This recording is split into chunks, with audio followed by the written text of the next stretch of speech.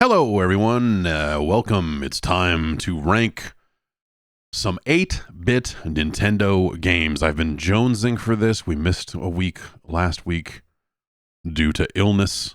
It is still finishing up. I shouldn't even say it. It'll just come back. But it wormed its way through the household, and the past month has been a blur. It's been a trip. It's got a funky beat, and I can bug out to it.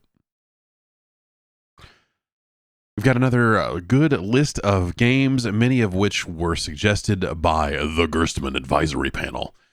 If you would like to join up, that is one of the available tiers. There are several. Over at patreon.com/Jeff Gerstmann, you can get on board. And you get on the Discord, and they're over there, and they're throwing up some Thrilla gorillas over there in the old live programming channel over there. I have to disable streamer mode because it shortens everyone's usernames to just one letter, and that's stupid. Streamer mode. Thanks, Discord. It was a good idea up until it wasn't. I don't know. We've got a good, interesting list of games. I put a few on here from last time that we didn't get to, and we've got a new batch of suggestions to run through as well. There are some. Let me look at the list here. There's some big games on this list. There's some big games on tonight's list, I think. I don't know if they're good. They're big, They're games of a certain size, that's for sure. It's time to drink a hydration drink. Good old Pocari Sweat here. Very excited to get up on this Pocari Sweat. Thanks, everyone. Gifting Battle Cow 2020 and Scrub Original, is out there gifting some subs to the live audience. Fantastic. Thanks, everybody. Thanks for coming and hanging out. Weird Thursday night. I think we're, looking to get back on schedule here, and I, again, shouldn't jinx it here. Here's the list of how it stands today. Up here at number 1, we've got Super Mario Brothers, followed by Rygar, which those are some incredible, and River City Ransom. That's a solid top 3 right there. If we stopped and this was the top 3 forever, I'd be like, all right, okay. Down here at the bottom. Our bottom 3. Master Chew and the Drunkard Hugh. Hugh? I mean, because it's Chew, so you think it would be Hugh. Because Master Chew and the Drunkard Who doesn't roll. It doesn't sound right. But also Hugh, like my buddy Hugh. And then Athena. And then Circus Caper.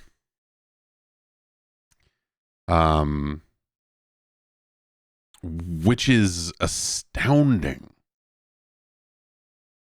And a fun tool-assisted speedrun to watch after you've played the game a little bit, to go watch how broken it is and watch what people are doing to finish it in like 7 minutes or something like that.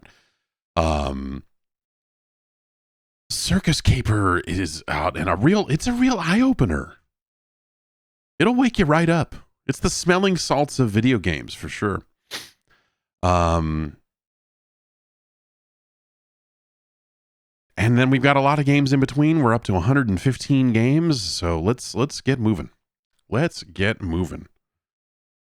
head over here to the game zone. Step into the game zone and get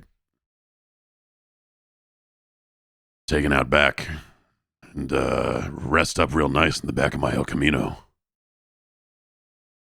And if the El Camino's not here, well, then it'll just have to be the Ranchero, won't it? Time for a little town and country. Town and Country Surf Designs, T&C Surf. You may remember it was a brand. It's a brand of like surf skate clothing from the 80s. 2 games bearing this brand made it out on the platform. The first is called Wood and Water Rage.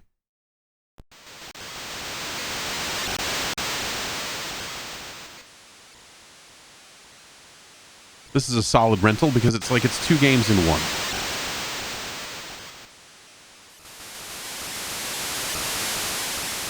Listen to that. Listen to those waves. Listen to that ocean breeze. Ah.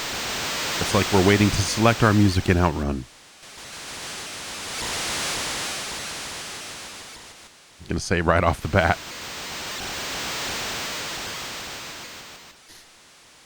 This is maybe not great ocean noise. Okay.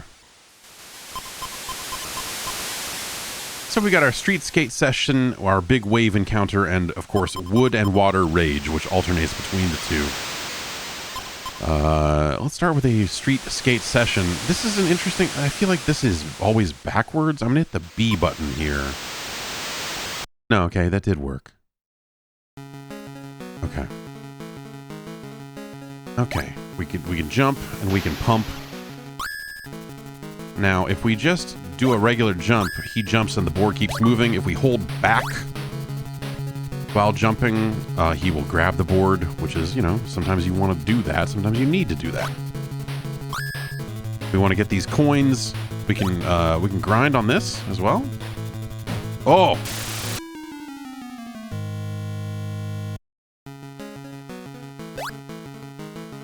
Get bonus points for sweet jumps.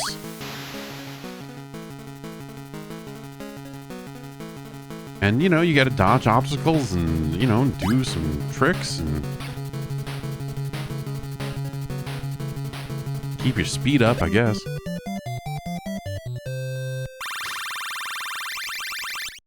All right.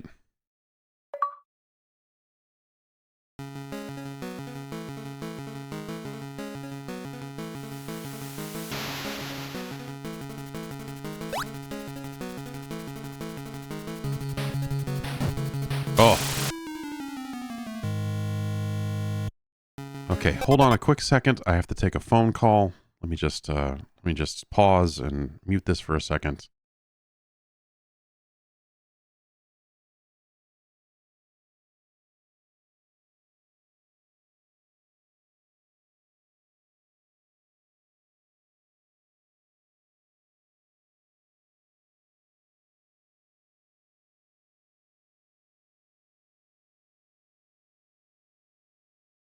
Okay.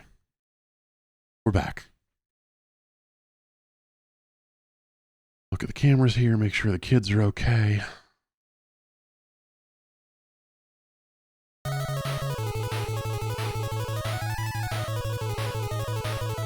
I think you can get points for jumping over that frisbee.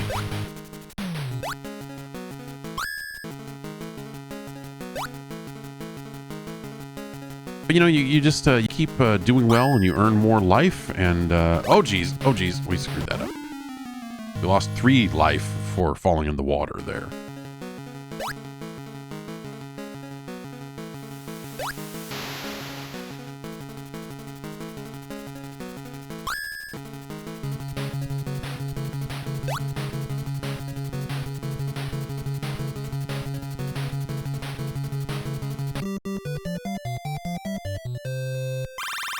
And what was I saying? This music is basically it's the Doom E1 M1 music before Doom came out. This is what they stole it from. I'm convinced of that. You will never convince me of otherwise. But this is where Bobby Prince or whoever the heck it was stole the music for Doom.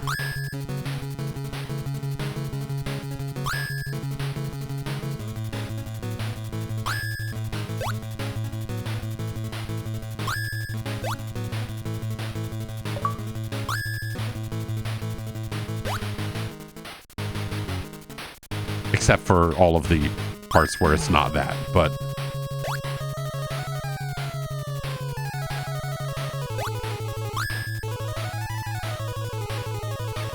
so you see, as we have with full life, the timer stops. So we just kind of get as much time as we need to finish the level, and that gets you a big time bonus at the end of the level.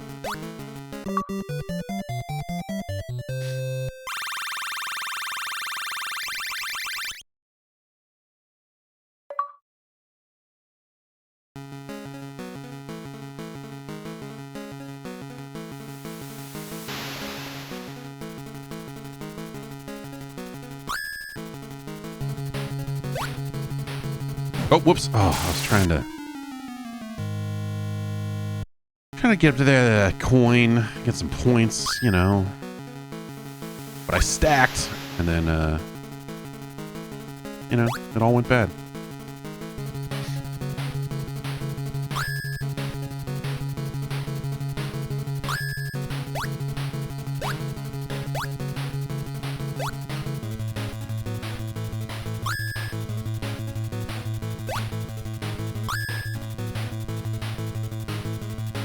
Oh, man.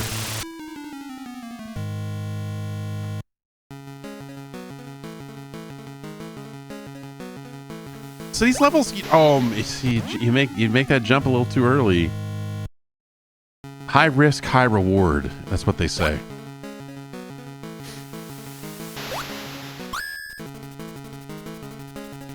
Some of these parts of these levels are kind of the same. You know, little kind of prefab pieces, like they'll add new stuff on the front of it. Damn, dude. Weak. A weak display.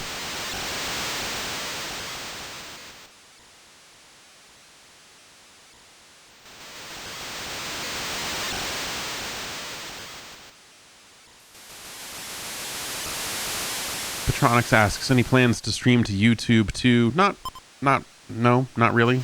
I'm totally capable of doing it, but the archive experience on YouTube is not great.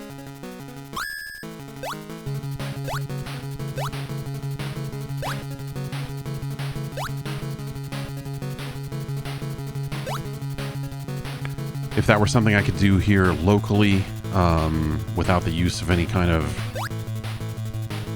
external multi-streaming service, I may consider looking into it someday when my bandwidth situation changes, but no.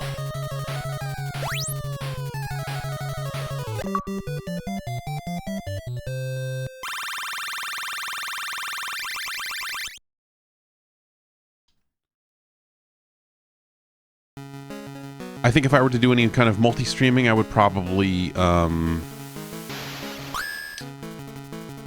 this is something we ran into for years doing live streams on YouTube, is you want to have a pre-show. You want to make sure that your microphones are working. You want to make sure that everything is in tip-top shape before you really start the show. And on YouTube, that all ends up in the archive. And so you have like 20 minutes at the front of your video that is not the show. And that sucks. And there's an editor on YouTube you can use to trim that stuff out, but sometimes that will take a full day to resolve.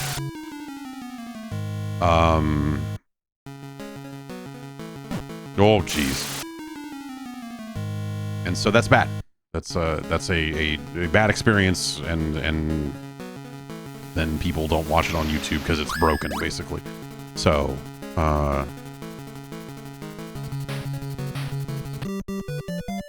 it's just not a great experience on the archive side of things, and since that's how the overwhelming majority of people watch these videos, it's just not worth it. I think if I were to do any kind of multi-stream stuff in the near term, I would probably figure out how to do TikTok first, because I think that would be stupid in a way that I appreciate. I just did download the whatever TikTok's desktop streaming thing is, because I have enough. I guess I have enough followers for that now on TikTok, which is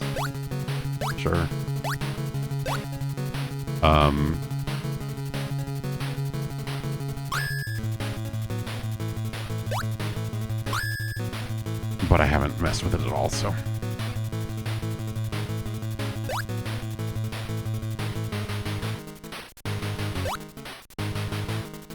Whoa, we're spinning. Whoa.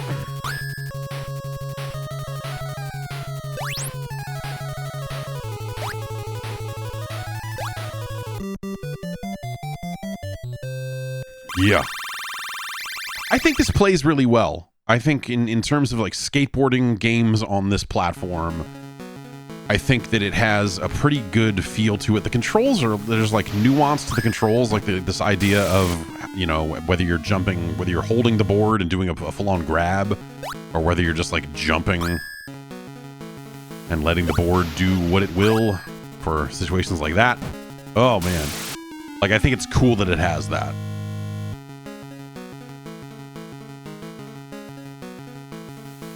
Oh geez, I did it again. That's gonna be it. Okay, we earned 1 life just as we lost 2, so.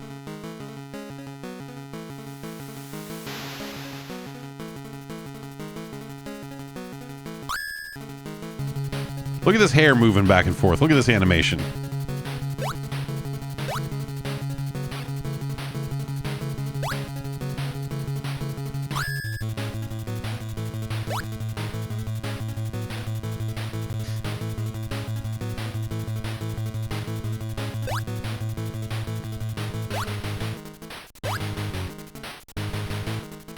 Yeah. You know, it's got its little grinds and stuff. We're out of time though. Oh man. I feel like I used to be a lot better at this.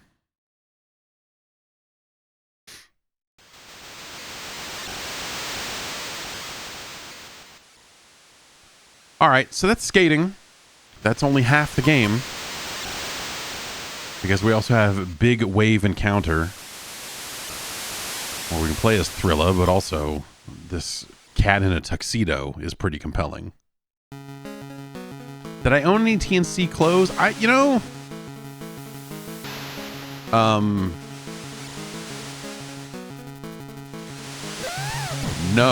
I don't think so. I might have had like 1 shirt. I had some OP shirts. I feel like the OP brand would be poised to do a lot better now that OP means something a little different than just like Ocean Pacific.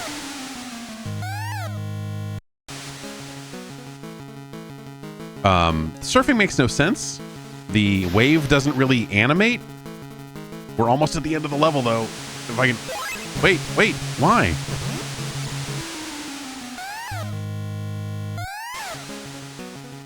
We might just be able to make it. Ugh. Surfing doesn't make any sense. I don't understand how it works. I've never understood how it worked. I will never. At this point, I'm cool. Like acknowledging that I will probably never know how it works. Like you kind of, you know, like when I push to the right, he kind of sinks down off the wave like that. I'm gonna like if I let go, well, he just aimed straight down. Now if I push up, he'll go up, but like not in a way that lets you leave the wave California Games style. I'm not really sure what the buttons do, if they do anything. You know, you get points for kind of hanging out in the tube here like this, but like, how long can I do that? And also, am I making any progress? Because again, the wave doesn't look like it's moving. It like if the wave is just this static image that you're like moving on top of, and so it just looks terrible, and it doesn't convey a good sense of movement.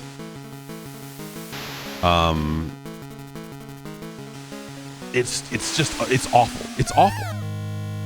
It could not be more unlike the skating, which I think is, again, has some like kind of cool nuance to it and some other neat ideas that are, you know, executed well enough. But then you've got this, and this is terrible. Also annoying that it's the same music for both events.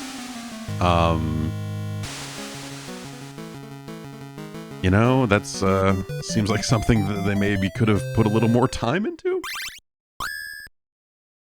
Yes, if I remember correctly, I have tried to read the manual for this in the past, and it just did not help.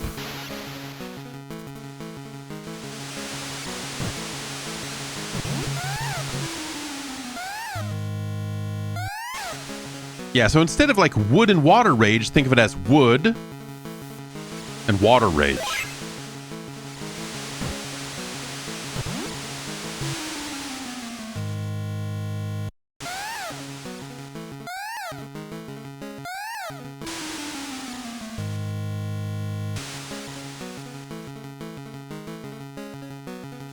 Well, like, you know, you lose so much ground when you push up or try to go up that you can't get meaningfully ahead of the curl. I don't. Maybe this would be a good speed run or something to watch.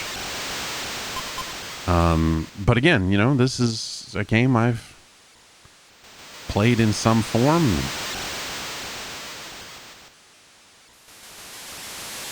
If not since 1987, then since shortly thereafter. And I have always had the same feelings of, like, what the fuck am I doing? See, look at that. I did a little cool spin. But, like, I'm still, like, fighting against the, like, it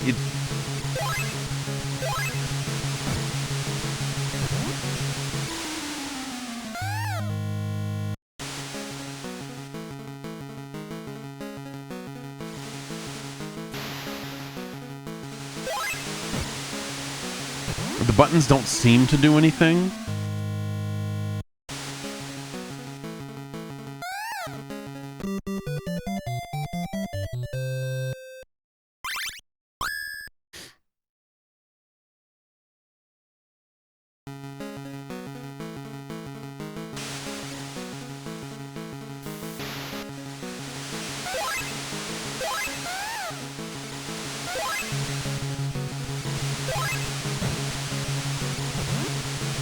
I don't.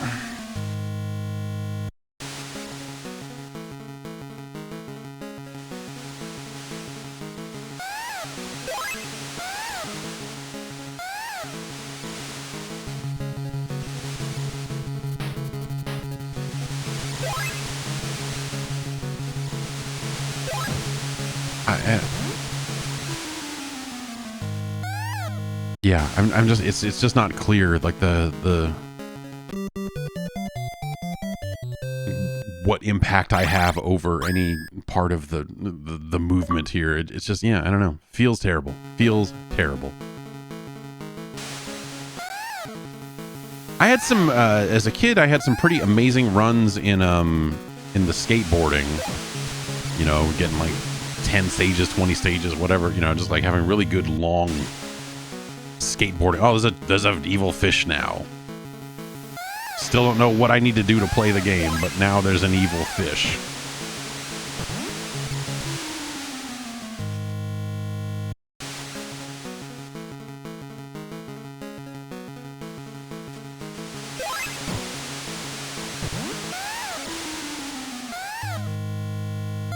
Still, man.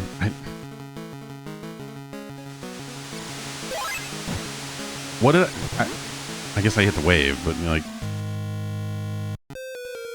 ugh, it's so depressing. And then if you do want to combine the two, of course they allow you in the wood and water rage, and there you have to pick both of your characters. You know, you have to. They come as a team. You can't just pick one and then the other.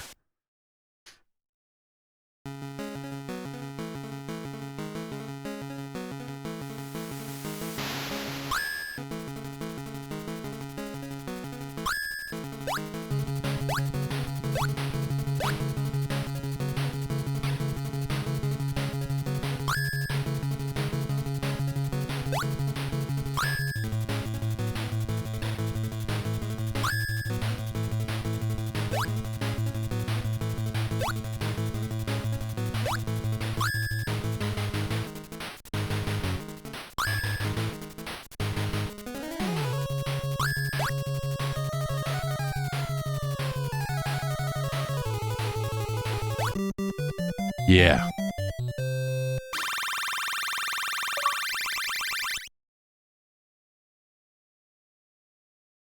And then level 2 comes and it's the surfing.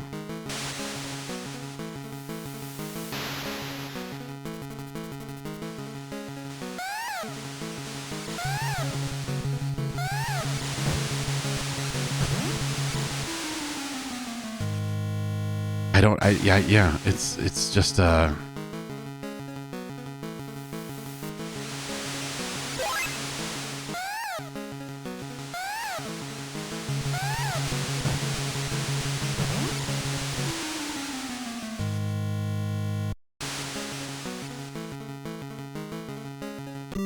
hey, we made it.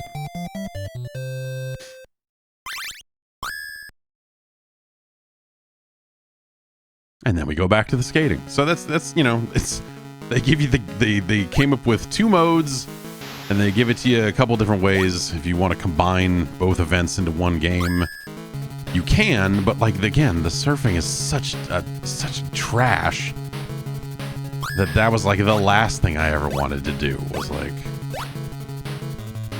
let this surfing get in the way of my cool skateboarding. And let's, you know, I think honestly, like if we're really breaking it down here, I do think that this skateboarding is fun. It's a little shallow, you know, these levels are very repetitive. Like for its day, it was cool that you had these kind of like a few different options at your disposal for tricks and just, you know, navigating the environment.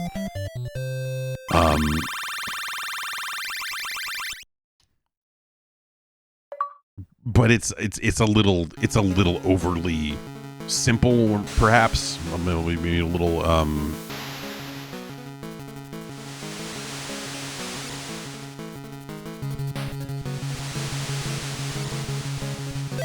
okay, all right, we managed to make it off the wave.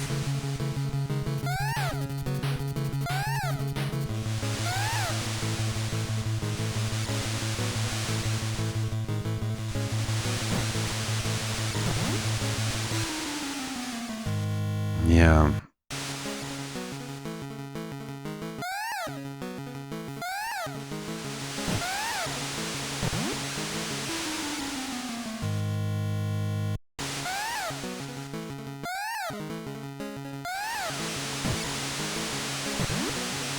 I managed to go up off the wave even though I was kind of inside the curl there, but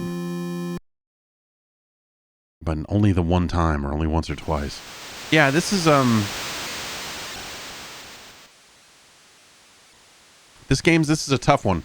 This is a tough one, right? Because like half of it is pretty cool. Half of it I remember very fondly, I guess I should say. And it's pretty good for a skateboarding game on the NES. There are way worse skateboarding experiences to be had on this platform. In fact, this might be the best one we've had so far. This might be the best skateboarding experience we've had on the Nintendo Entertainment System so far, and it might be the best one now that I think about it. I'm trying to think about what ones we have not touched. There's like, yeah, I mean, Skate or Die is again, like it's got some good stuff and some bad stuff. Skate or Die 2 is we'll get to that. We'll get to Skate or Die 2 someday. So where does Town and Country Surf Designs Wood and Water Rage end up on our list? Man, it's I think my like for the skateboarding, my enjoyment of the skateboarding does outweigh the shittiness of the surfing to some extent. That doesn't make it some top 10 amazing video game. I mean, you know, half of it is garbage and the other half is fine. It's good. It's good. It's good. So I guess the question is it better or worse than Skate or Die? You know, Skate or Die is a game that has you know, the pool jousting is like okay. The it's another game that has multiple events, right? You know, and the high jump, the any of the half pipe stuff is bad. The like downhill jam with the punching and kicking is pretty decent. And that's kind of the only event I would go like, oh, that's good. But I would probably still, I would a little Town and Country Surf Designs Wood and Water Rage. I think is going above this, above Skate or Die. If we were talking about the Commodore 64 version of Skate or Die, I think that would be a very different story. But the NES version is funky in some unfortunate ways.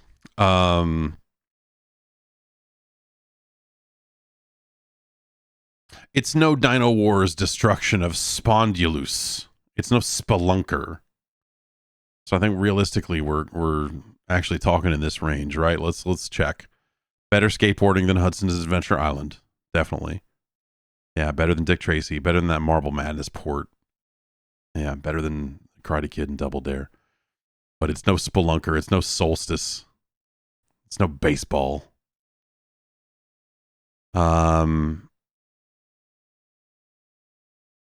It's better than Galaxy 5000 Racing in the 51st Century, which we played last time and was frightening. All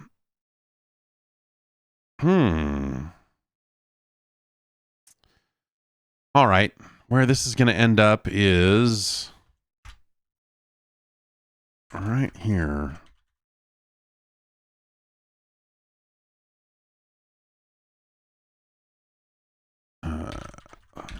Okay, typo. That was a lot to type. Congratulations to our new number 78 Town and Country Surf Designs Wood and Water Rage. It's, hey. It's like the skateboarding is worth checking out. It's cool. Let's move on, shall we? Oh, no. I did this to myself. This is a game I put on the list, though I think people did suggest it after I added it to the list a couple of weeks ago. Oh, boy. Okay. This might take a while. I don't know. Or it might take 5 minutes. Sometimes you never know with these things.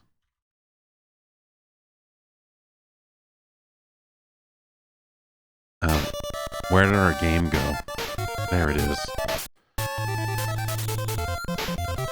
This game is called Rambo.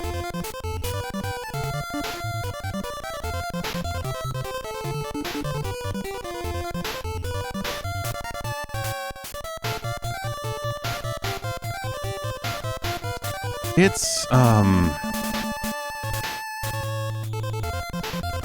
of the Rambo video games, of which there were many, because, Rambo was a very popular thing. They made a kids cartoon based on it.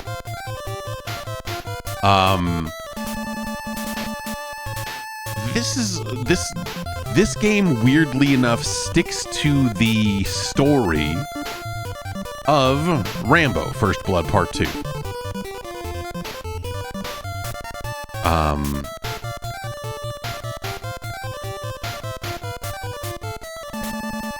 And my friend Zach had a copy of this, and I remember playing it at his house and being very confused when we were in junior high. Because it's, again, you also with Rambo, I think you expect it to just kind of be like, I don't know, man, you just fucking shoot dudes. It's Rambo. All right, we get a little bio on Rambo here. Okay, expert in light weapons and hand-to-hand combat, qualified medic. POW for 3 months, escaped, combat missions 59, status single, and licensed pilot. Ladies.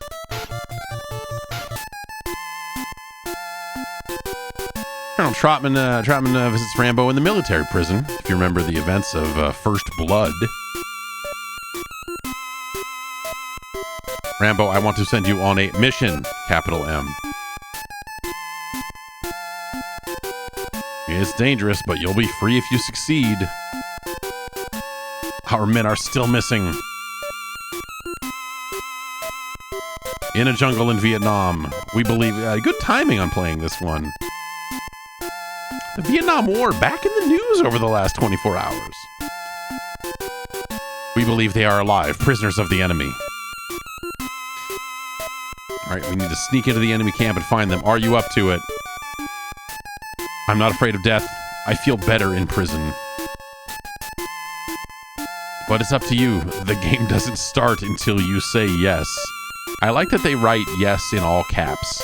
Like that's a literal option on the menu. But I tell you, it's not. And we can just sit here and say no over and over again. This is such an amazing Sylvester Stallone. Also, it must be said. And a pretty good, Richard Crenna, right? Is that his name?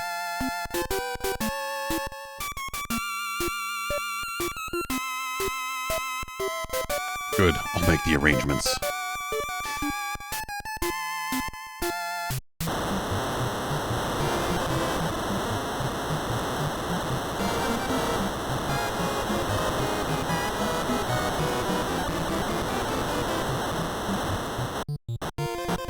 Everyone knows that's how you stab, that's how you stab people. You do this weird slashing motion with your Rambo knife. I was gonna say Bowie knife, but at some point, we just started calling those Rambo knives. So while not strictly an open world game, forget about your absurd hand-to-hand fighting. Military technology will work best.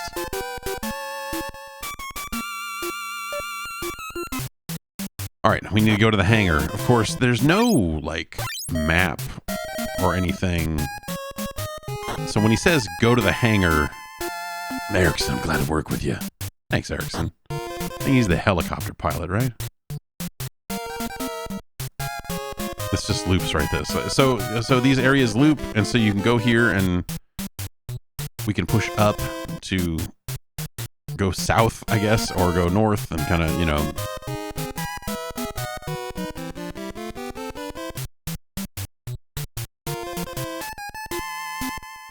I'm Commander Murdoch.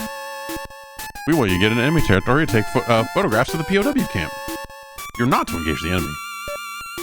Photos. I'll arrest you. Go to the weapons center and get ready.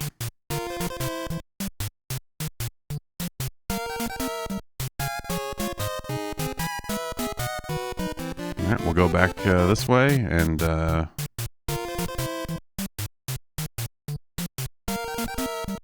Now do we talk to this dude?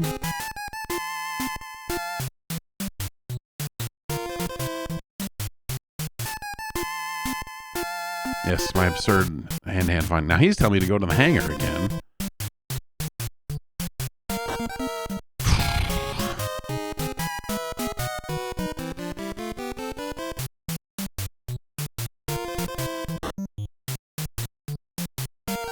We haven't even gotten into the game yet, and I'm already lost.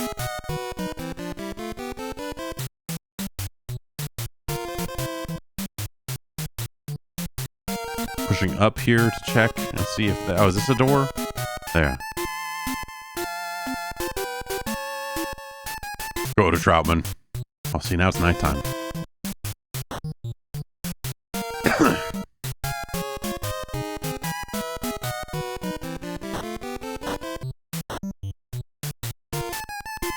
I have to say now. We've no time.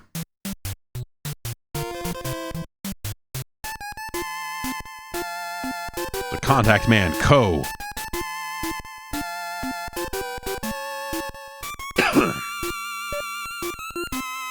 "36 hours. Marked on the map? What map?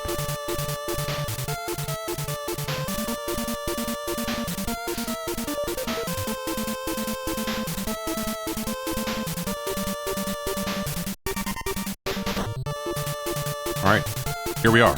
So not every area loops around. And now we're trapped in this weird, like almost Zelda 2-esque.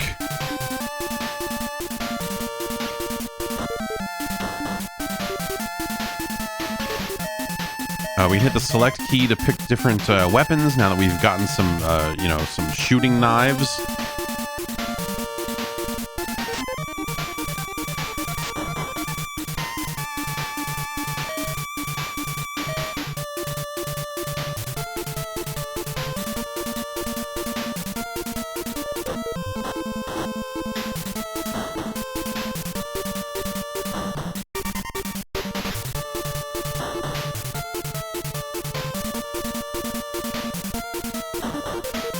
Alright, so we could take this path, but let's keep going this way and see what we see. Nothing, apparently.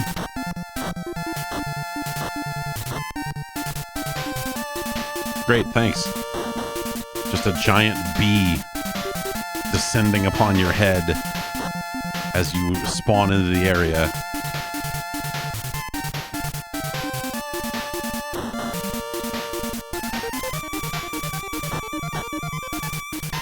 Okay, that's not a loop, clearly. Snake! Snake goes fast when it sees you. Oh man, I'm getting ripped up.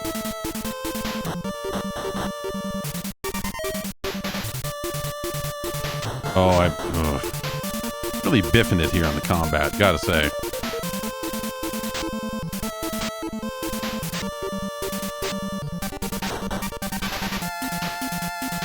Yeah, Trotman was right. My hand-to-hand fighting is absurd. If I had some military technology... Oh my god!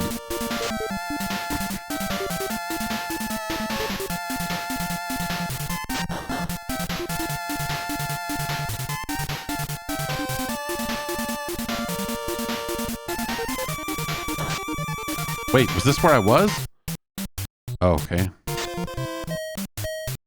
It's making the town music, so clearly we must be somewhere. Okay, so as someone who played a little bit of this recently, we can't be here yet. We need to find Ko first. He doesn't allow strangers to get on his boat.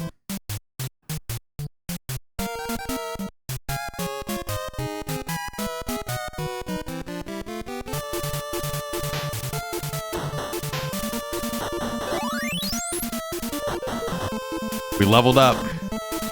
We leveled up our knife. That's good.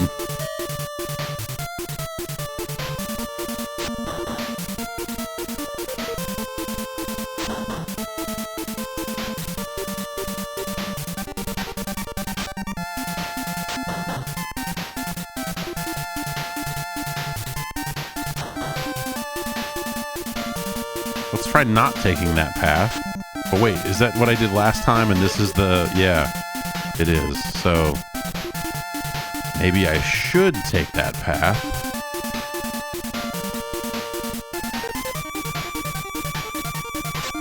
Nope.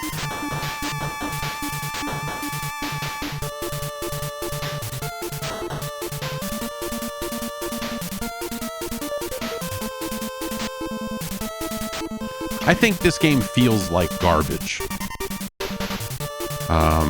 That's its biggest problem, is that a lot of the movement and all that stuff and the attacking and everything just sucks. Like, this is a game what had some ideas, and you know, good on them.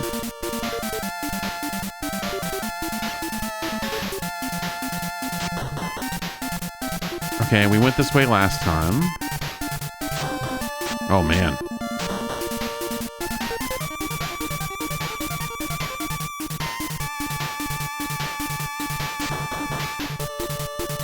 Okay, so now maybe we don't take that path. Is that the path that took us to the town last time?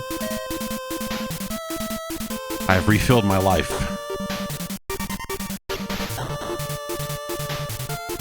By using one of my 5 medicine bottles. Oh, jeez. Yeah, the duck and turn. You can't turn around while crouching, so you gotta very deliberately Okay. This is promising. Ah, here we go. It's Ko. Wait, Ko's a woman?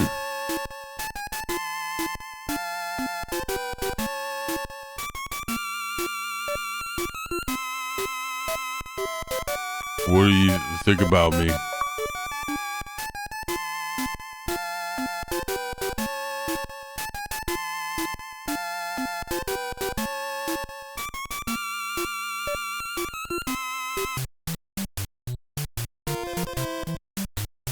Okay, nothing there.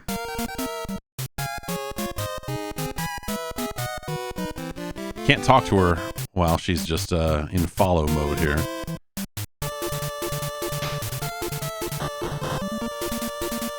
And then she only shows up with you in town areas. Oh, now we got some arrows.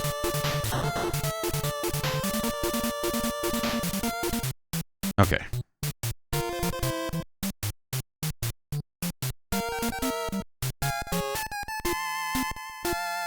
You should know me. Okay. Perfect.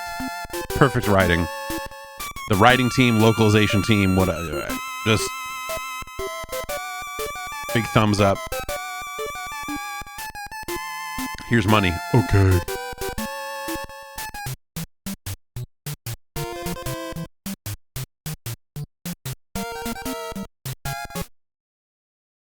Rambo and Co. on the boat.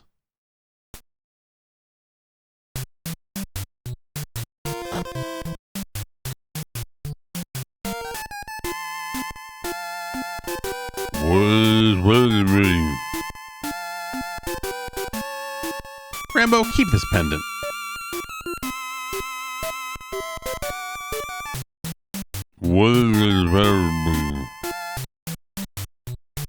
Can't talk to him.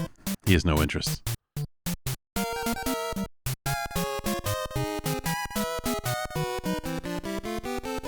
Okay, we got an area here we could take, but let's... Oh, hey. You'll find it in the east. Okay.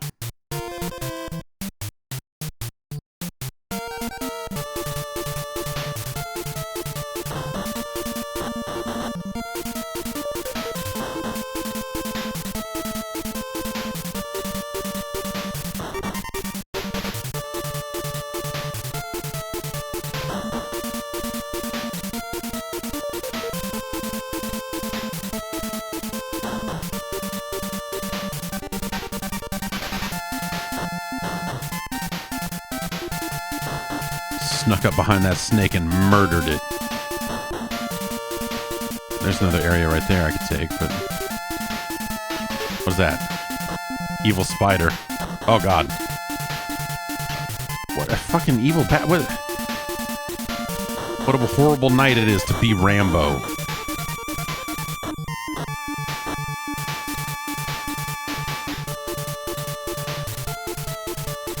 Oh, good. Thanks.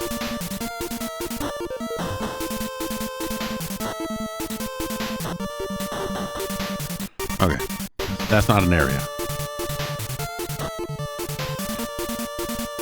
Okay. Run, Rambo, run. Let's take this path. Oh, see, we went in the cave without finding the candle first, and we should have gone the other way and done that, and I am error and all that. You know,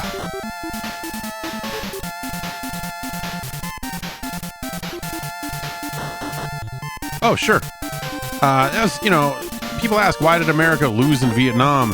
It's because there were flying fucking murderous skulls there. And they're like, oh, it's probably Agent Orange. No, dog, it was the fucking...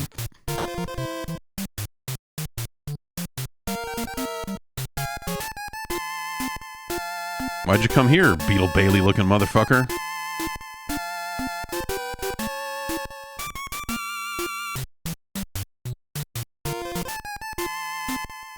Kid is missing in a cave to the north. Please find him. Ugh. Rambo, please save the kid.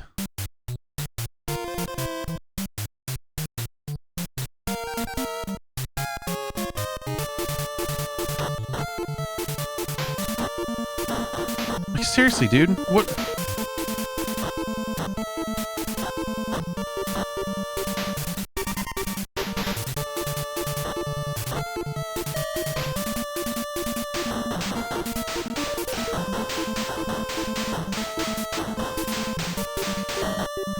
I feel like I should get like a fucking 1,000 XP for killing one of these fucking things, man. 10 is not 1,000. Oops, I can only use some medicine. Oh well. Well, we don't want to go south, right? I mean, we want to go north to save the kid.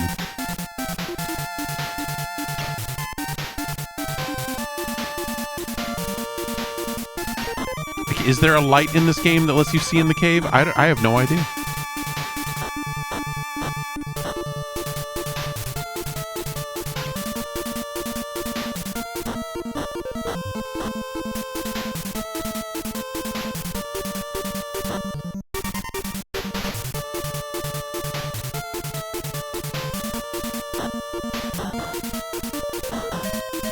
Oh, I was trying to use my medicine, but I was too busy dying.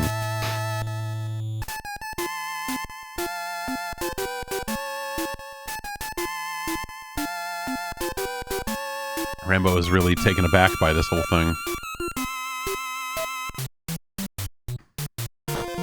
Oops.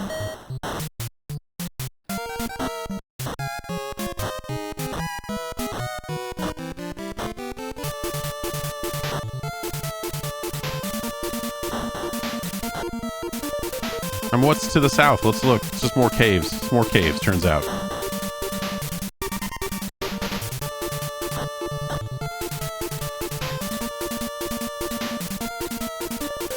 Okay, let's double check and see if there's a path to the right before we just go abandon. Oh, does it just loop back around to the town? It super fucking does. Ugh. Ugh.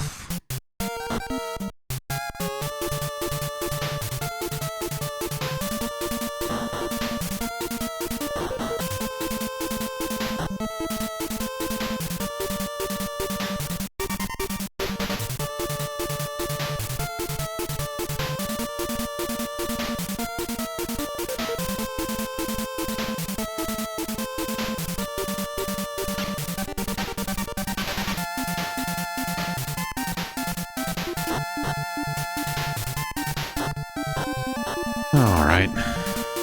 North. This is back to where we were.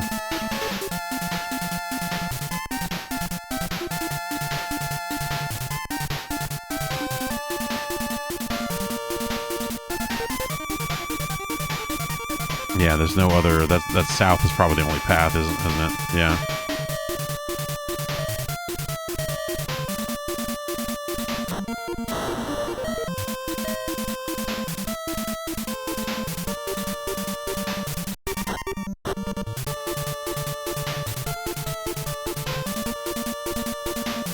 It's like they say, you gotta go south to go north sometimes.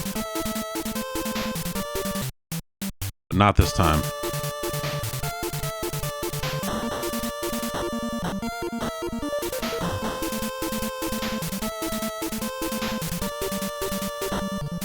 Okay, so we went north, and these areas all seem to be loops. Did I just get 102 XP for killing that thing? Well, maybe if I stay here and don't loop, maybe there's another north.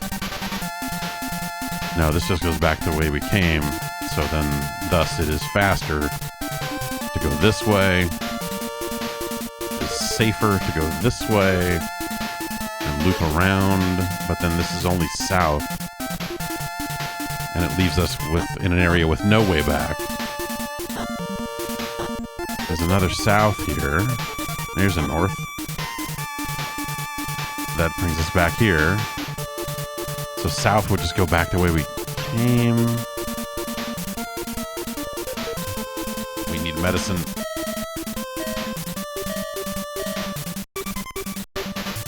Do they always shoot high? No.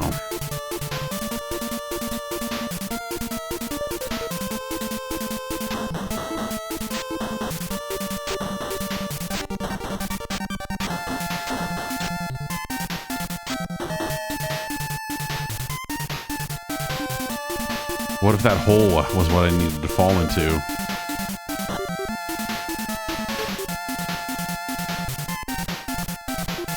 Maybe it was. It may very well have been.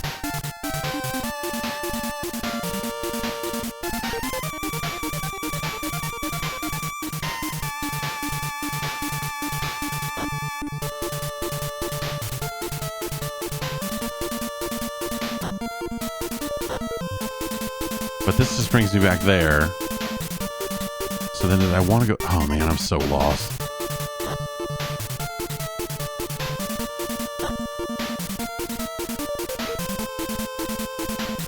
And we're all out of medicine as well, so... Anyway, Rambo's a fucking disaster of a video game. It feels abysmal, like the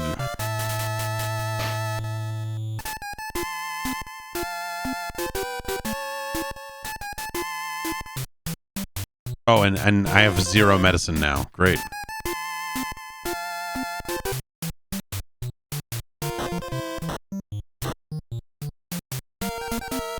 Other house still does not go anywhere or do anything, so... Well, with no medicine, I'm not going to get anywhere in the fucking caves, man.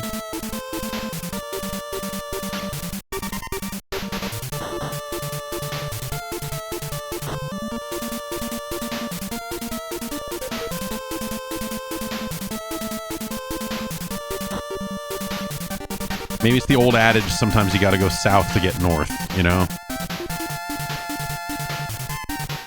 Or is this the first area with bats and spiders that we saw earlier, and it just looped me? Yeah, I can't even go this way. That's interesting. I get stuck on the wall there.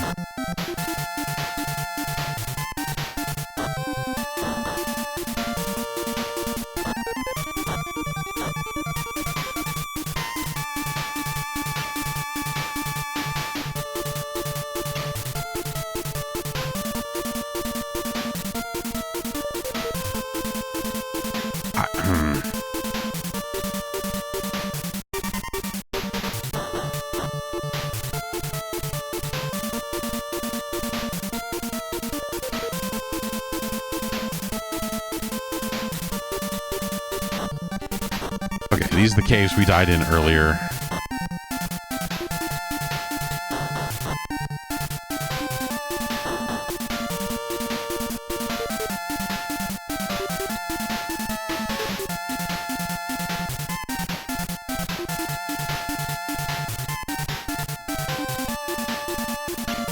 Right. This is what we wanted to do. But we don't have the... Yeah.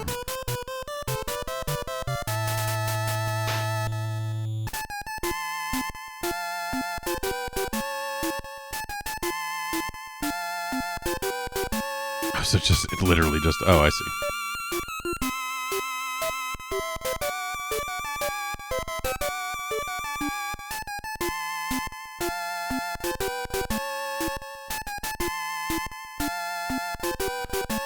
Okay. That's Rambo.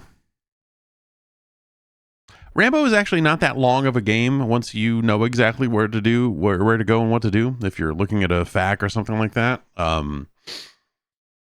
Rambo is not a super long game, but it's just they just made a maze of fucking nonsense and a bunch of terrible fucking combat against all these bugs and critters. It's abysmal, is what it is. Like there's something about it that is like engaging because it's retelling the story of the movie, which is weirdly ambitious for a game of that time, especially a Rambo movie of all things. Like they attempted to do something here, and that's kind of cool because it would have been really easy to just make a straightforward action game and whatever else, you know, but the Master System Rambo game, much better game.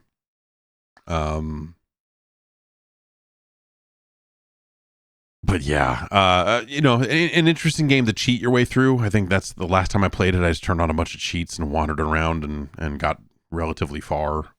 But yeah, what a fucking mess. But that ambition does something for it, right? I mean, it'd be tempting to put it down here in kind of the bad dudes Karate Kid zone, but I think, it's not that level of garbage. It's more like this level of garbage, perhaps.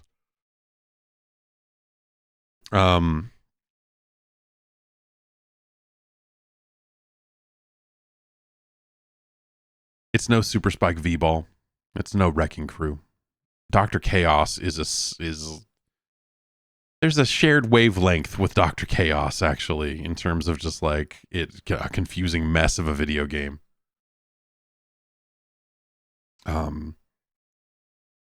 Pack-in-Video's best game? No. Die Hard for the TurboGrafx is Pack-in-Video's best game. Well, okay. I mean, yeah, if you're just limiting to the NES, then maybe that's the case. But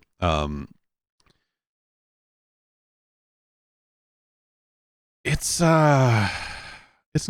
no Dr. Chaos. It's no Ring King. Oh, sorry for all the yawns here. I've had a long month. Okay, yeah. Rambo. You know where Rambo's gonna go?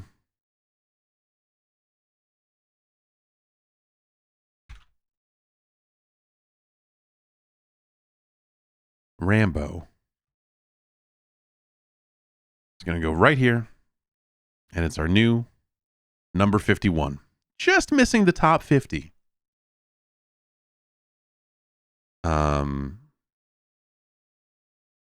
But again, ambitious, I think, but also not a good game. Not a good game.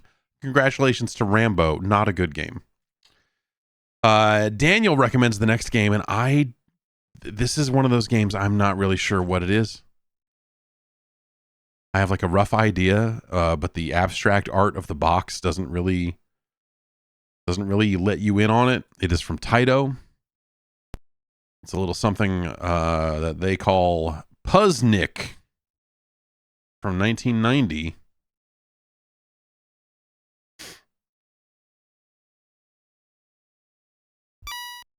We got Puzznic, we got Gravnik, Password. Do we have Super Password? Password Plus? What do we?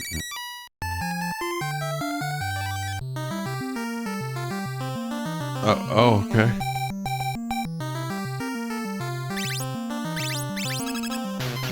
Got it.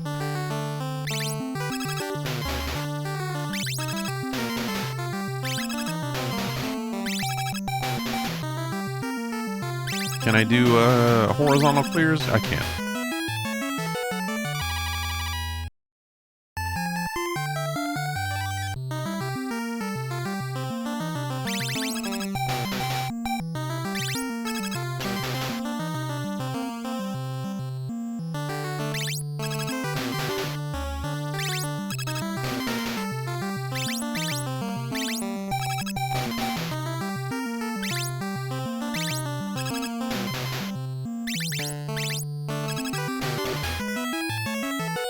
Okay.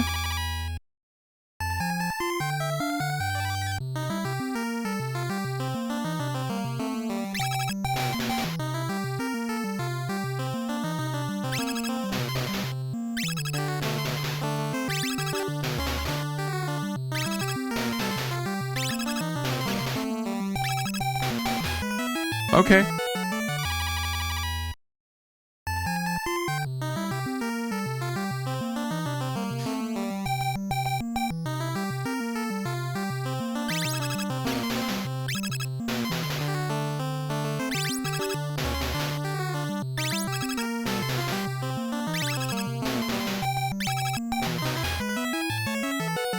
It's, straightforward, but you always want the easy levels to be...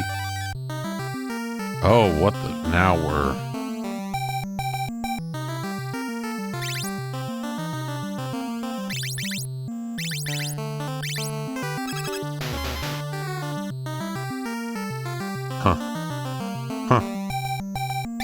guess we need to put this piece over there first.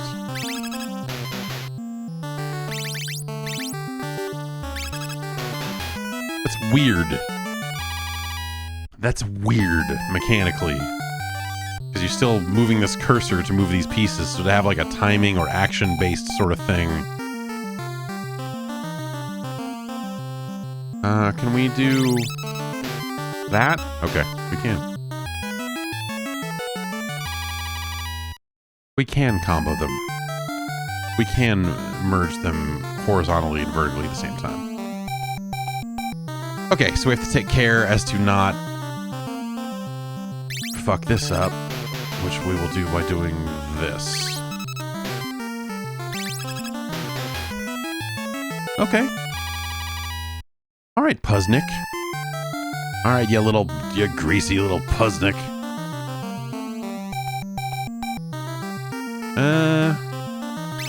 No harm in doing that, I guess. Oh,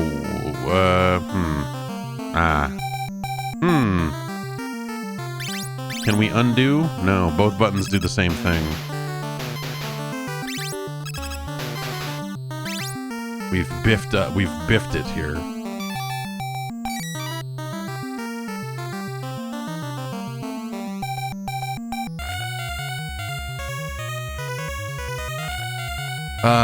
So then can we... No, what do we... there's a mechanic here that I'm not...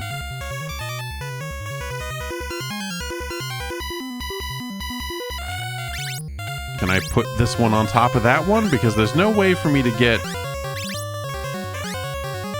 Because I could do this, but like... That doesn't give me enough height to... Weird that the retries don't also reset the timer? I can make a diagonal clear here. That's what I need to do, right?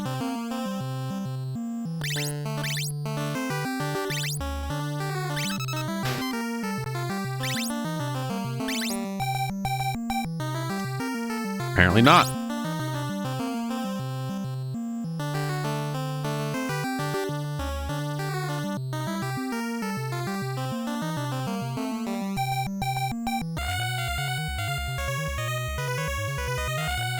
It's like, you know, I can do this,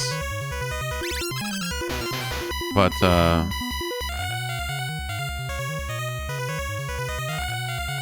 I guess I don't need to get that one out. I just need to get the other one in, right? So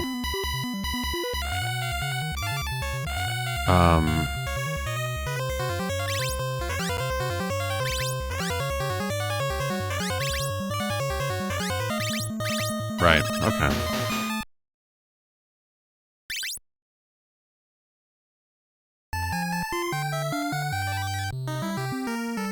Okay, so we just need to not make a match. Oh, we already fucked up. You go there. You go there. You go there. Okay. Now we can do... I guess we can do this. And then move that one over. Okay, okay.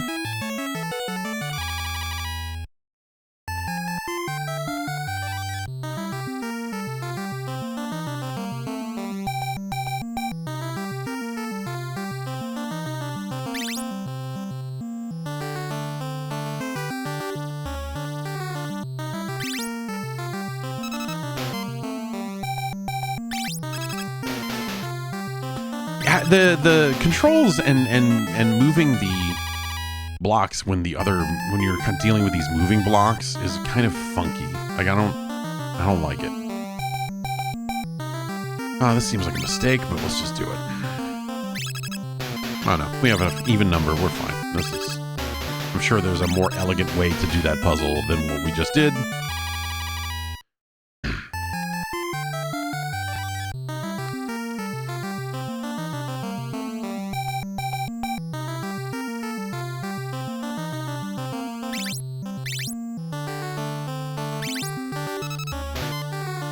Nope. I had an idea there, but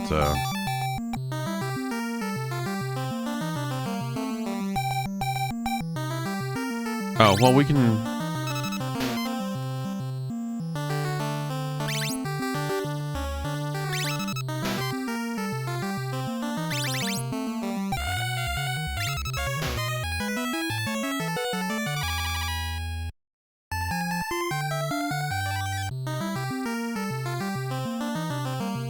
Okay,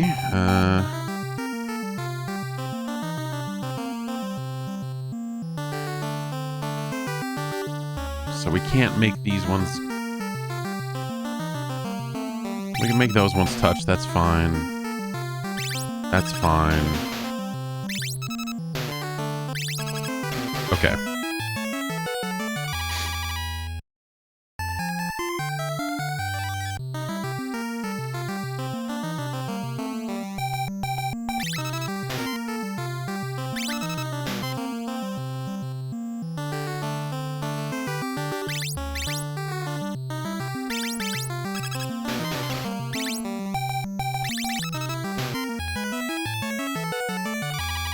Okay.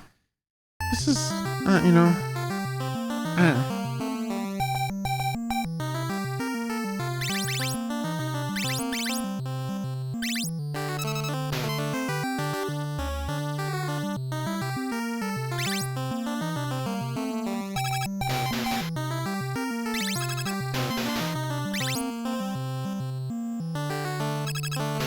sure.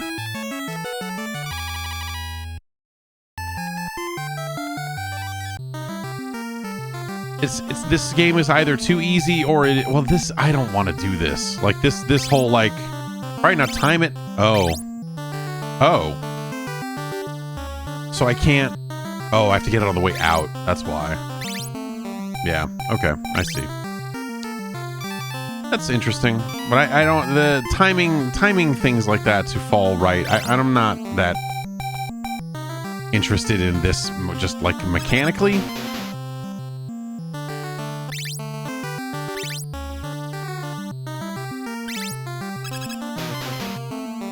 Like having it be like a, you know, like almost an action thing, a dexterity game instead of just a puzzle one. It's just kind of, especially when it's just as just ever so slightly clunky like this. Okay, so we can't just drop them into the pit one after another because that would oh, well, we can. No, I can't do that because they'll match as soon as it goes up.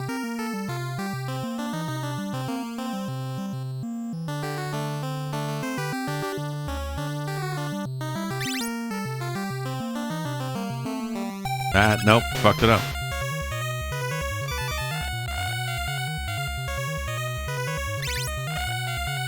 No, well, I did it too early that time. Having only 2 retries when you've got these weird timing-based drops, I think also is dumb. It's dumb. I don't like. I don't like this. It's like a basic little idea, but then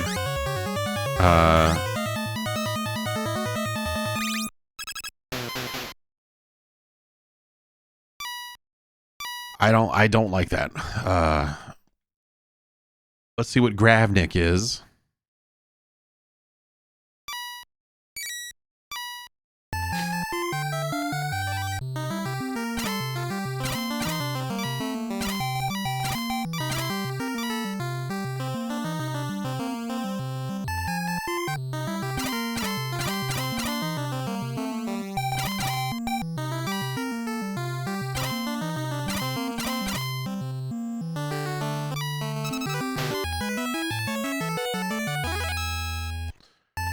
So I'm moving, instead of just having the D-pad do it.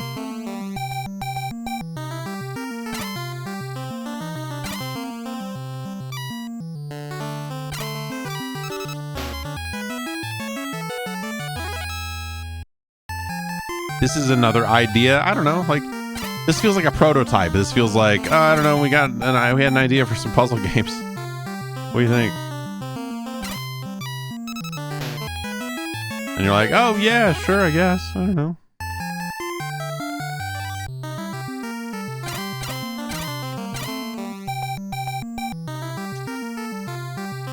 Okay, so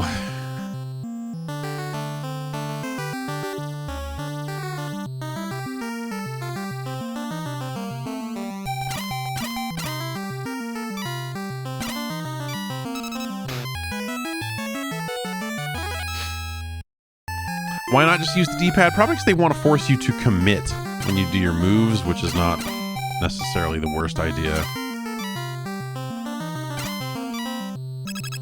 Well, now we've gone and fucked it up. I don't want to do this anymore. I don't want to do this anymore. That's how I feel about this game. I don't want to do this anymore.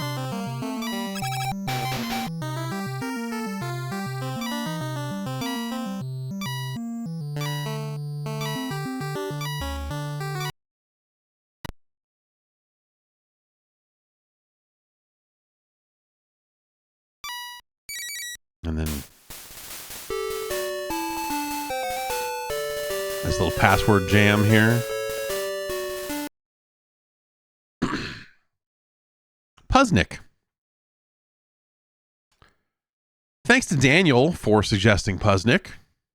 If you want to suggest games, you can join the Gerstmann advisory panel, which is one of the tiers over at patreon.com/Jeff Gerstmann. And you can, impact the order of operations over here. Puzznic is, Puzznic leaves a lot to be desired. You look at it and you're like, it's fine. But it's very basic, just conceptually. I mean, not to say that I'm not saying, oh, it's so easy.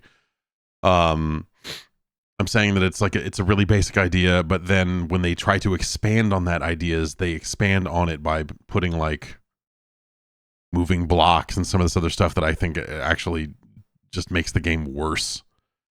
And scientifically speaking, I do not want to engage with it any longer. But it's not offensively bad or anything like that. So, it is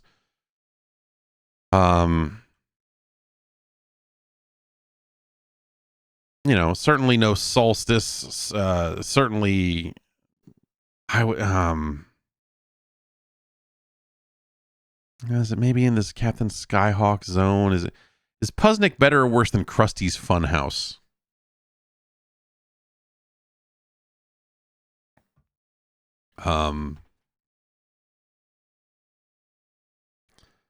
Yeah, that's a weird one.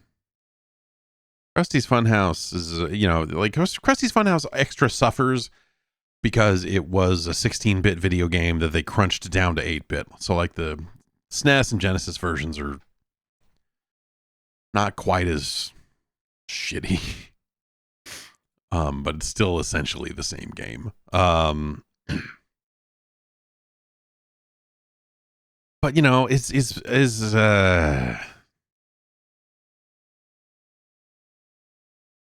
would I take Puzznic over 1942? I'm not sure that I would. Yeah, actually, Puzznic is better than Trog. Yeah, so it's kind of in this zone here.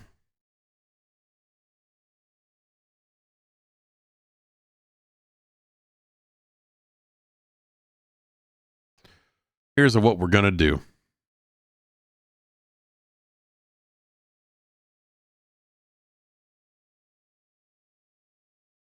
All right. There you have it. It is our new number 93. It's no Dick Tracy, but it's better than Trog.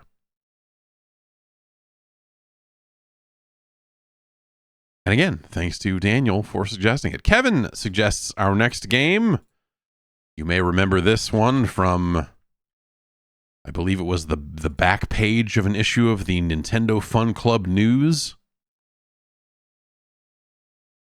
Seeing one Howard Phillips pictured playing it with an NES Advantage controller, which I would say is a terrible way to play this video game.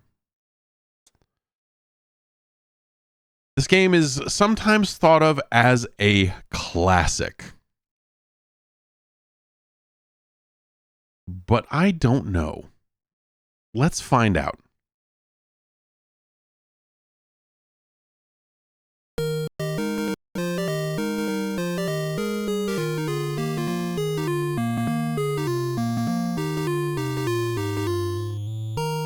Where's the video game? There we go. It's Slalom. Best known for That Ass. It would take us until Tomb Raider came out before people were as excited about an ass in a video game.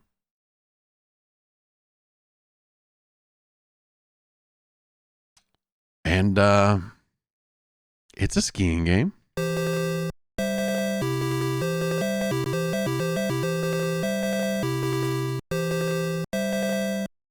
I like the use of audio here to denote difficulty. Like the names kind of imply, you know, obviously Mount Nasty is your hard, but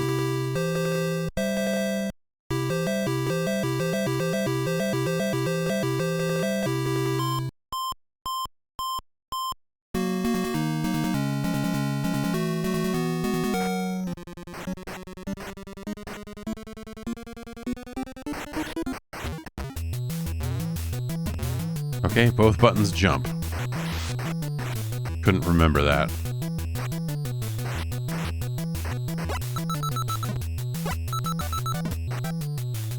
So if we hit these, we bounce up in the air, and we can push down on the D-pad to do a sick trick.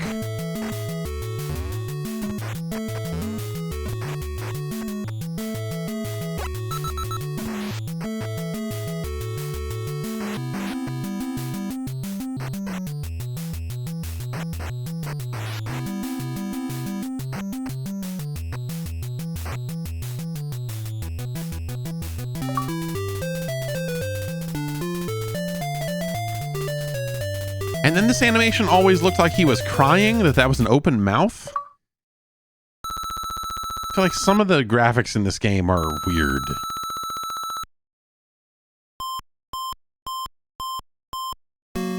Like, not as discernible as perhaps they should be.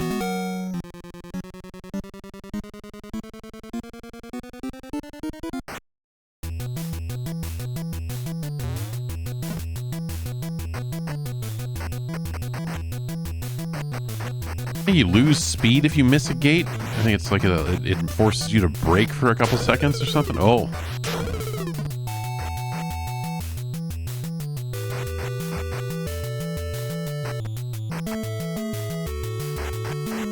Good sense of speed, I'd say. Oh.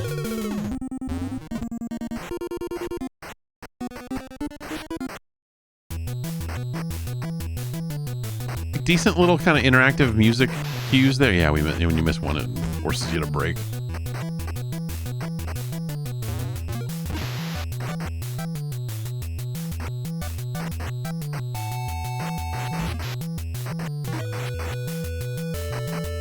I don't know if there's any benefit to doing tricks. Like, I haven't really figured that out. Like, you know, it's not like it's removing time from my timer when I do that, right?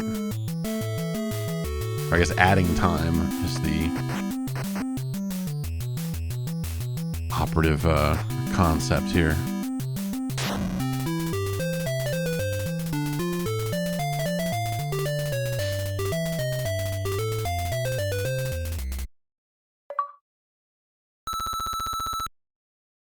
Oh, freestyle points. Okay, so you get a little solo bonus.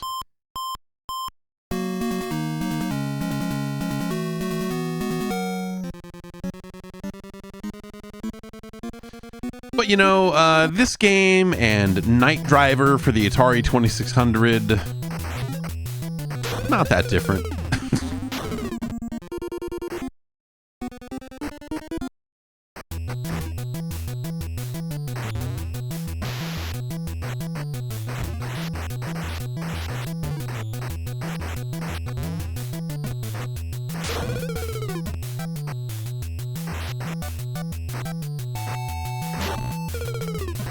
is a serious race. I don't know who built all these snowmen out here.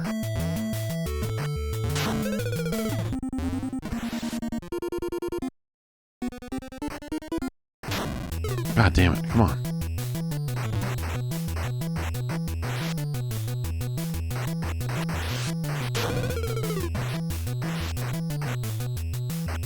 But yeah, I think, you know, because the first party stuff was so, you know, so often a cut above the third party games that were out there in the early days, Slalom was, and because of it, you know, being on that, I think it was on that Nintendo Power, it was pre-Nintendo, but on that Nintendo Fun Club News, like before it was out. And so it created this weird anticipation of just like, what is even, because I don't think they even referred to it. I think it was just like, here's a picture of Howard Phillips. He's our game guy, and look at his bow tie. And he loves to play video games, and he's just an all-around sweet dude. And then you look and you see the TV behind him, and you see a game you've never seen before, and you're like, what the fuck? Like, I don't know if they really, like, got into just, like, he's playing Slalom and blah, blah, blah. Like, it was just like, yo, check this out. And so that created a desire to know in me, anyway.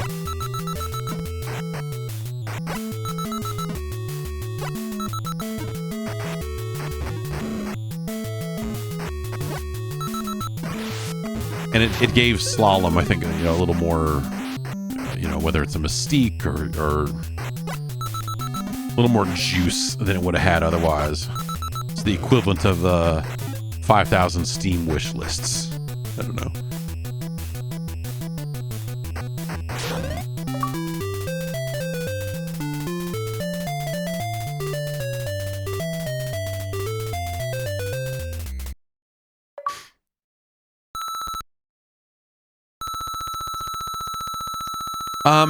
It's not bad. It's very basic. I'm not sure how many tracks it has. I mean, you know, we're going through the first difficulty settings. But it feels good. Like the skiing feels pretty responsive. I think you know, maybe it ramps up a little quickly with, you know, just the amount of bullshit they're throwing on these tracks. Oops.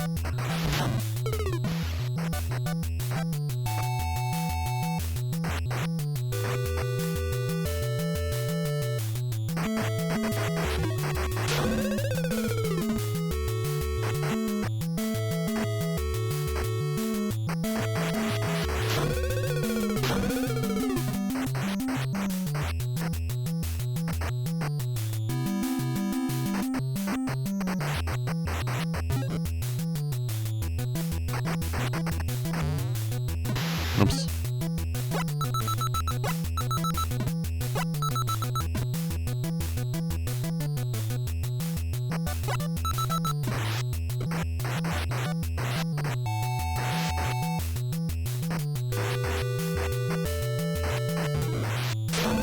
Ugh.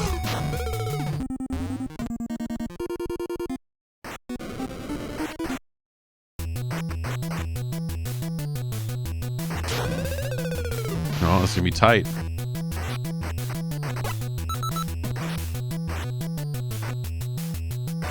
And by tight, I mean, I don't think we're gonna make it.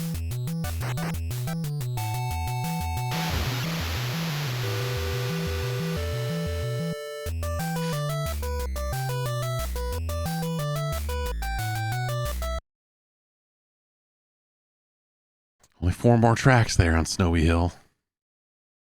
That's about as well as I ever did at Slalom.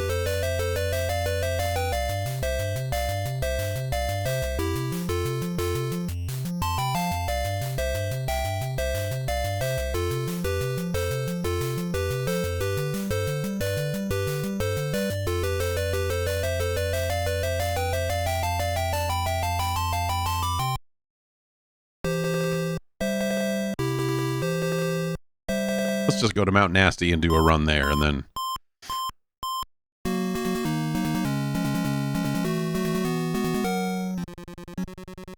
But yeah, I don't know. This is fine. I'm not... I guess, like, it's not really doing anything for me, to be honest. I which is kind of how I've felt about it every time I've returned to it since, you know, it was brand new. It's like, oh yeah, all right, Slalom.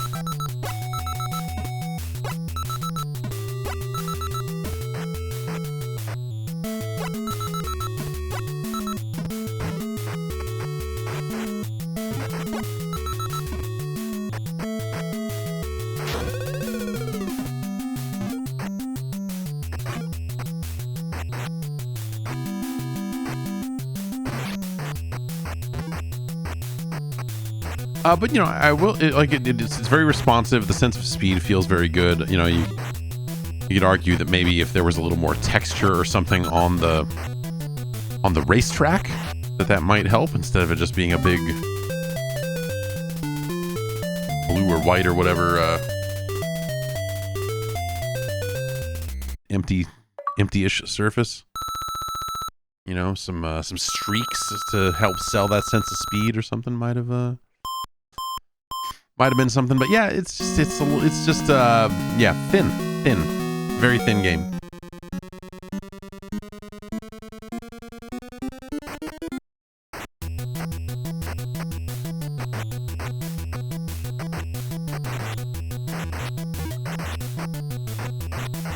Yeah, it's like the next generation's version of Night Driver. You know, the 2600 came out and that was a big weird sense of speed game. And then this, maybe it's because I just played that pretty recently. I'm sure that's a big part of why. But the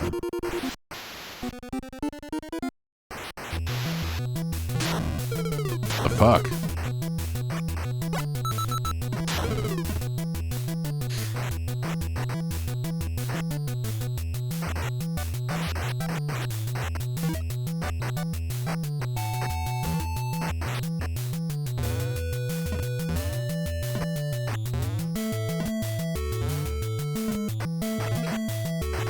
Some more musical variety would always be nice in something like this.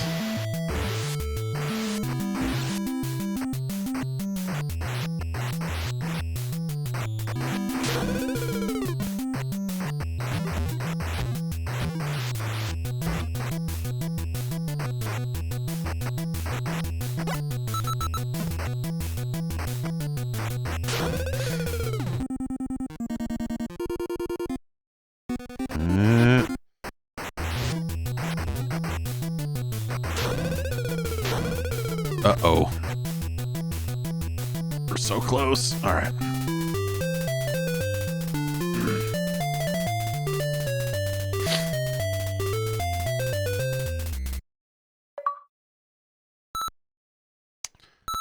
Shasta McNasty. Shasta Mount Nasty. Mount Shasta, nasty.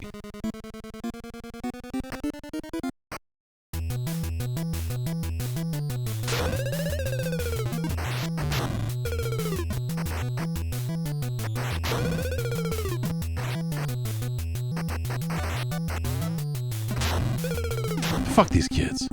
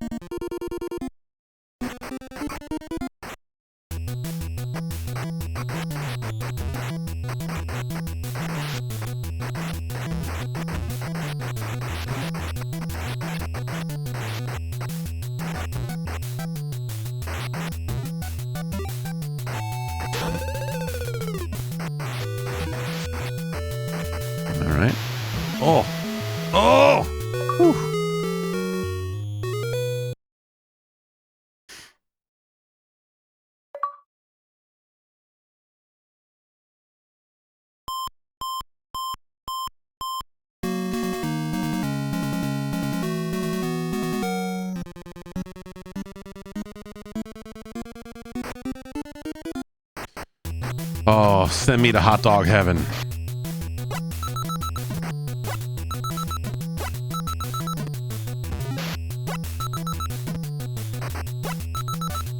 Ooh, baby. You know what that's worth? Hot dog heaven is a place on earth.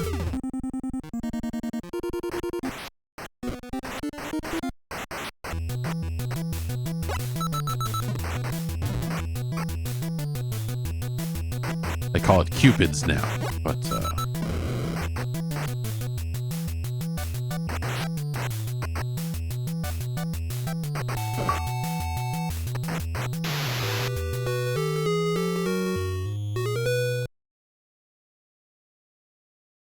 all right. Making it happen.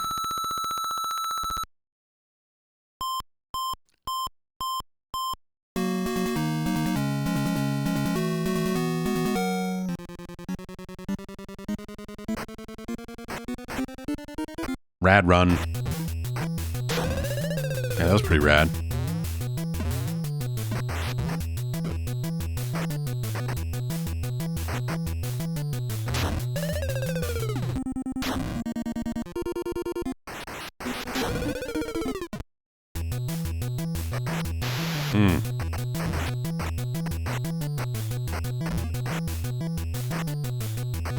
Oops.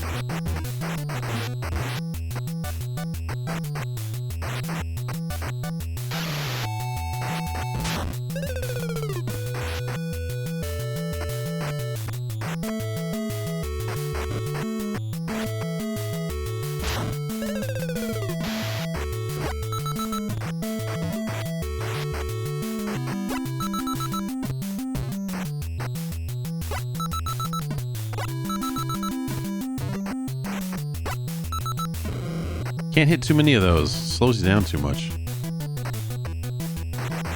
Oh, yeah, I don't think we're going to make it.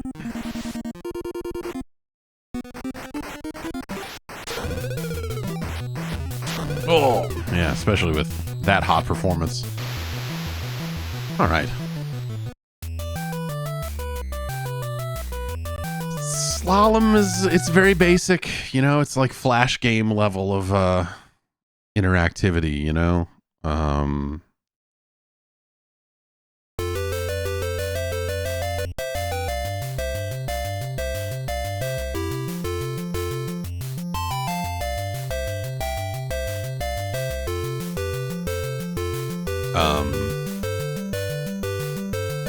But a good sense of speed, you know, it looks nice. It's got a great ass. And that goes a long way. But what does that mean for our list? That's the real question. Well,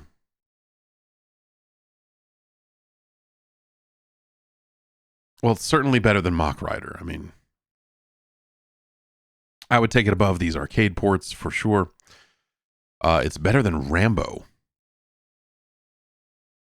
Get into this territory. I mean, it's above 3D World Runner for sure.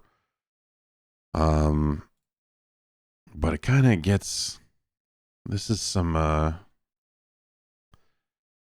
tough stuff up here.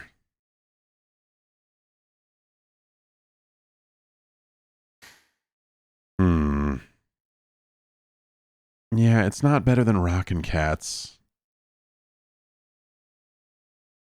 Is it better than Rescue the Embassy Mission? A game I love, even though it is technically not very good.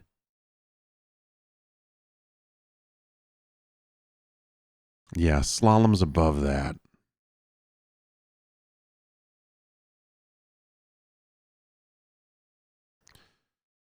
And so where we're going to end up with it is right there.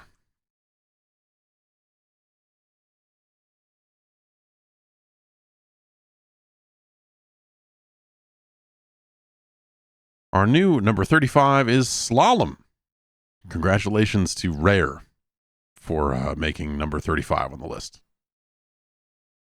Rare. They made a lot of 8-bit Nintendo games. They made a whole lot of them. Okay. All right.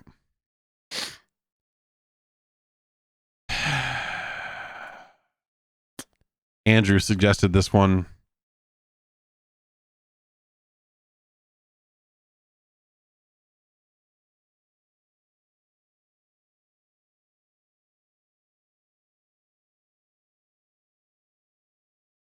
Another game from Rare.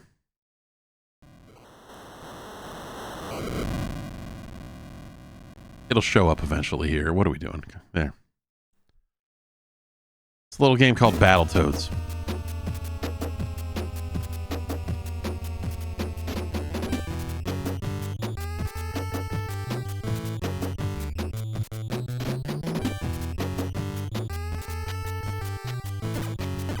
We got Rash, we got Zitz, we got Pimple.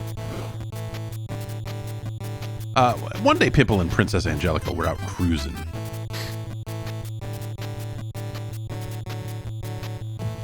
When suddenly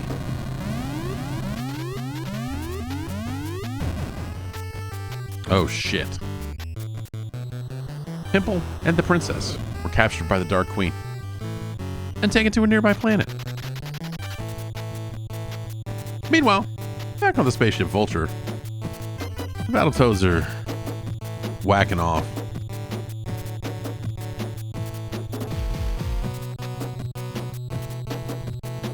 I got a craving for action. Take us to the Rumble, coach, says these fucking guys. These battle jerks. Robo Manus and Big Blag. Ha ha ha ha.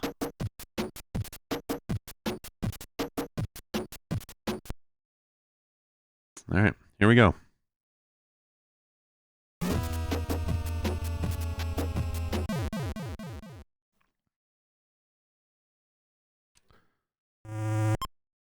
Okay. Ragnarok's Canyon.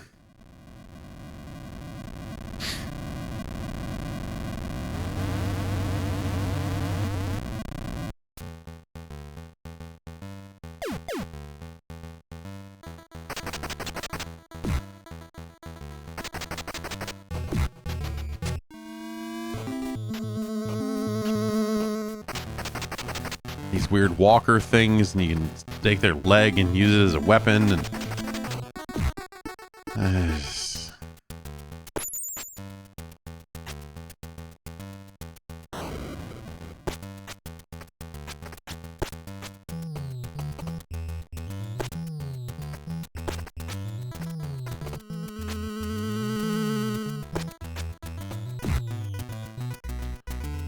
the biggest problem with this game is that it's fucking terrible.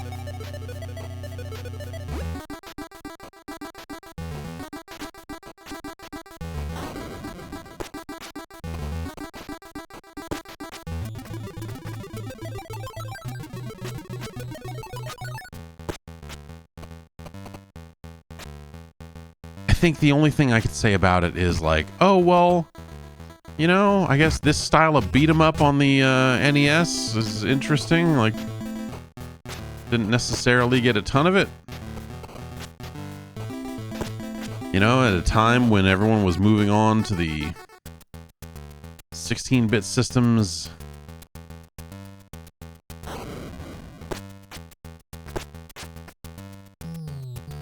Like, this game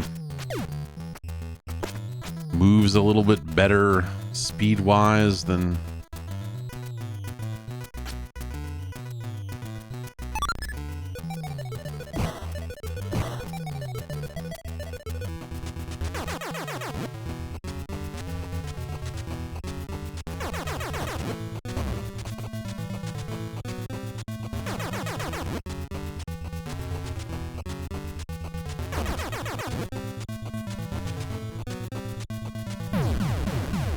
kind of a neat perspective. Like you know, that's neat.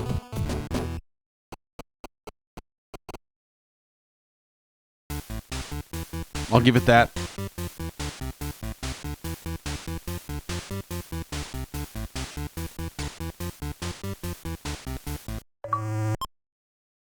Wookie hole. Right.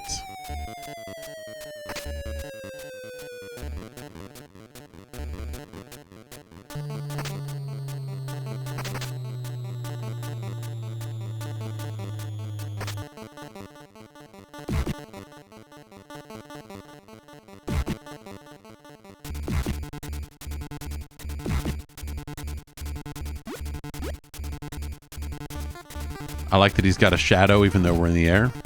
It's pretty good.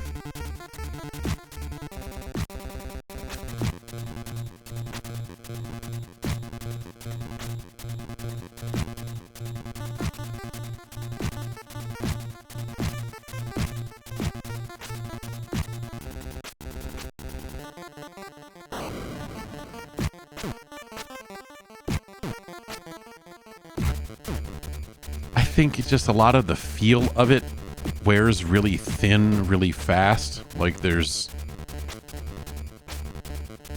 like the basic attacks feel bad, they almost feel bad on purpose so that when they rev up for the big poof with the giant fist, that you appreciate that a little more.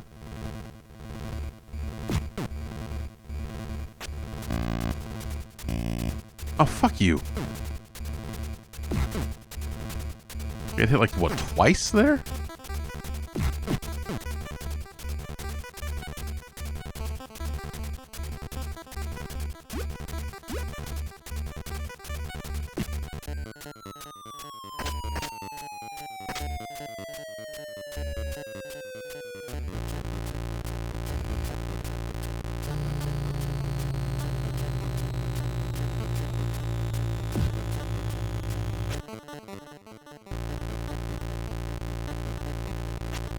Like the attack range in this spot doesn't feel great a lot of the time either.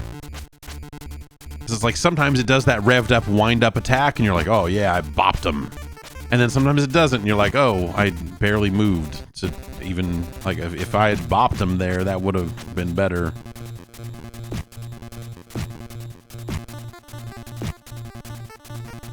Should have gone for some bopping.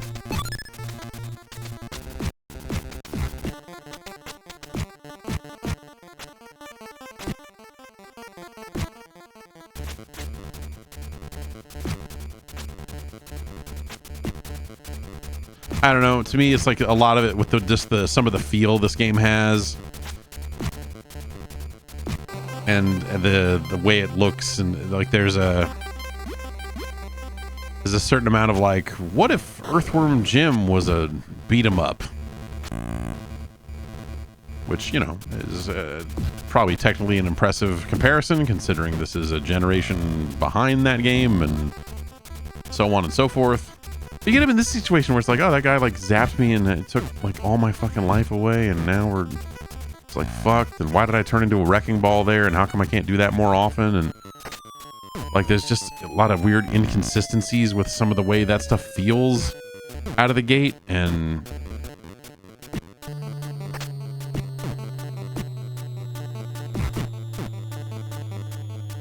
you think this is probably a better game than Earthworm Jim, says Karanok. You're probably right.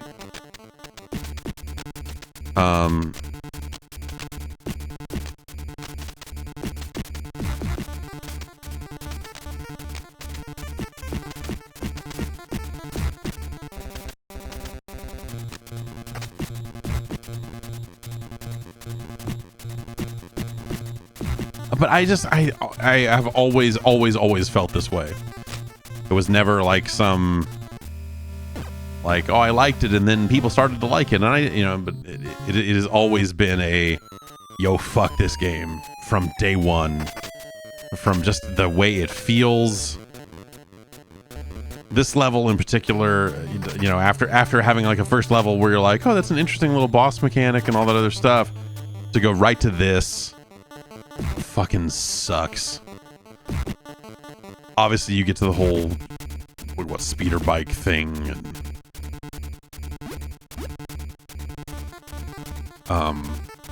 but yeah, for real, fuck this game. Fuck this game. With one minor exception.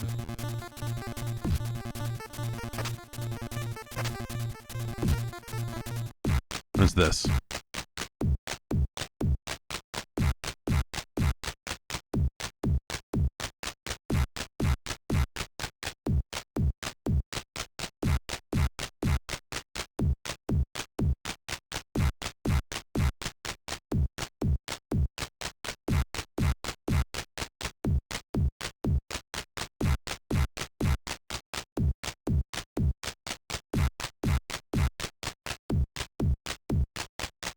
It's great.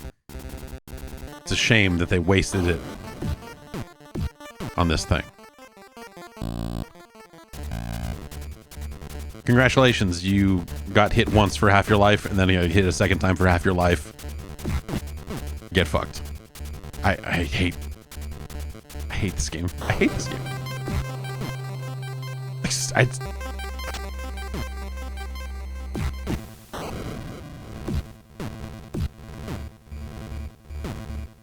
It feels like dog shit. It was for idiot kids that were like, needed something other than the Ninja Turtles in their lives for whatever reason. Like, we get something edgier. These guys are named Pimple and Zits. That's fucking extreme. Turtles are named after painters. What the fuck bullshit is that?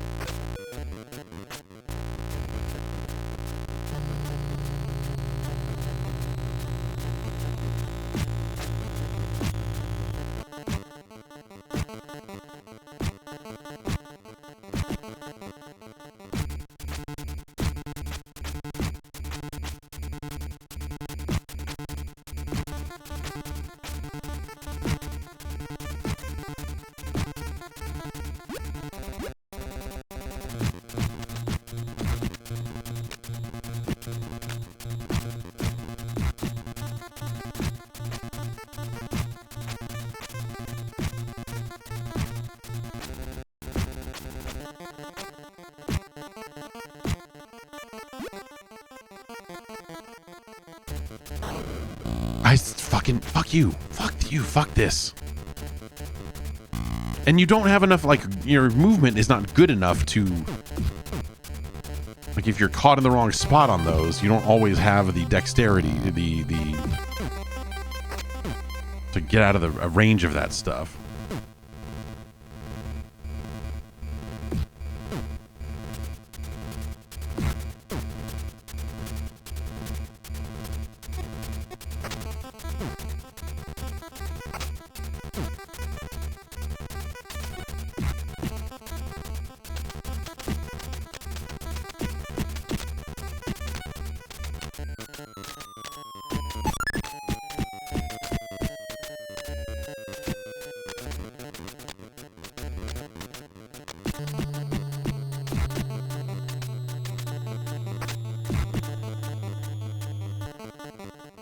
It feels like they could have done something where, like, oh, if you hit the jump button here, like, you get a little speed boost, and then you have to attack to, you know, time the attack right or whatever.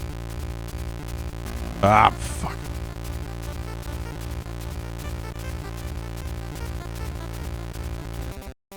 I so don't want to play this game anymore.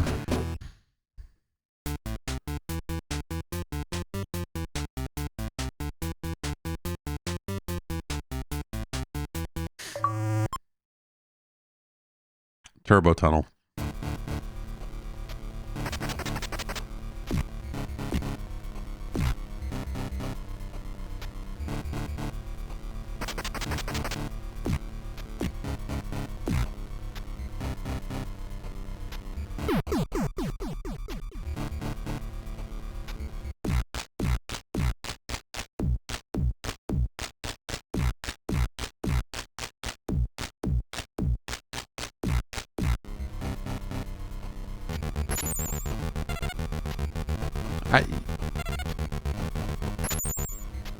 Do you think they ever got sued? I mean, probably not. Think anyone ever came to them and said, hey, you have fucking fully stolen Space Invaders from our game? Like, that's, you know, fun as an homage or whatever, but, you know, we still, you realize we own that. We're still actively making Space Invaders games in the 90s here that you're...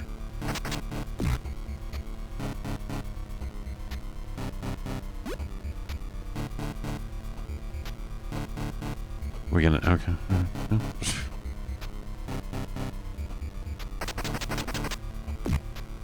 I just don't, I think the combat, you know, it's like, here's the same animation and then you get the big boot or the big foot and stuff. Like, I want more out of my beat 'em ups. And from a combat, you know, point of view. You know, they obviously put some shit into this game that, you know, made it a little different than the average one of these, but I don't find most of these diversions to actually be fun to play.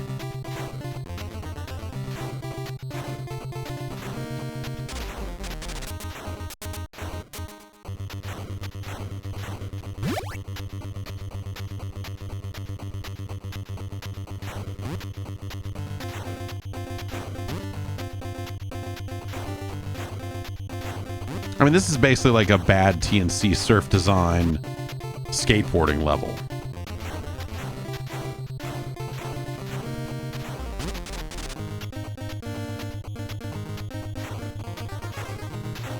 Oh, I see.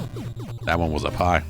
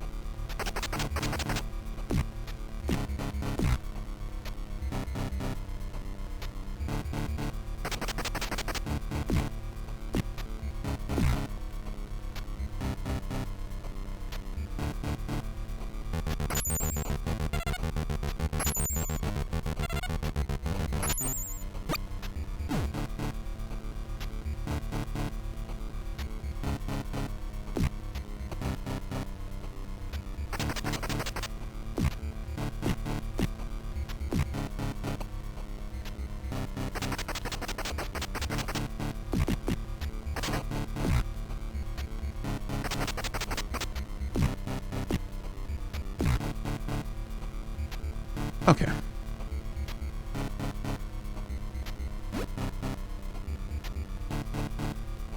Sure.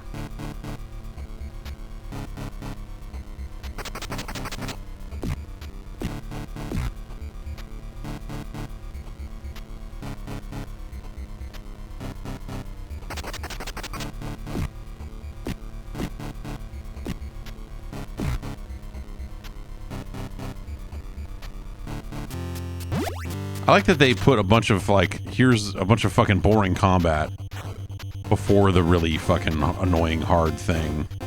So that when you continue, you have to go and deal with that shit again.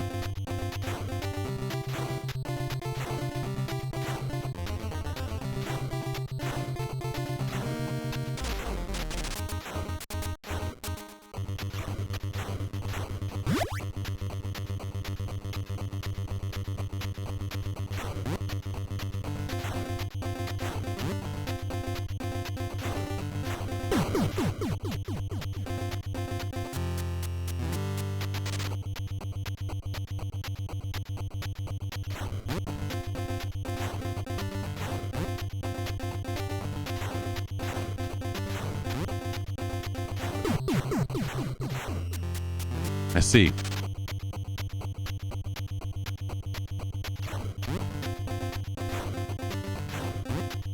Seem to be missing that jump every time now. Whereas the first time we played, I did not have that problem.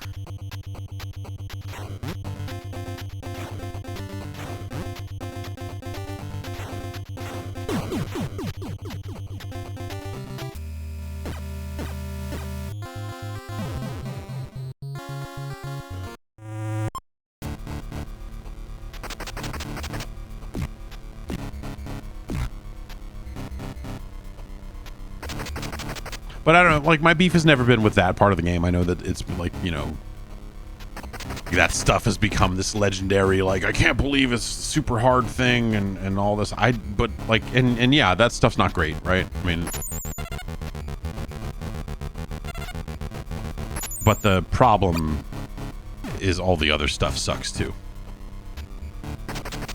And the characters are fucking dumb, and the, you know, just like all of it, with one exception.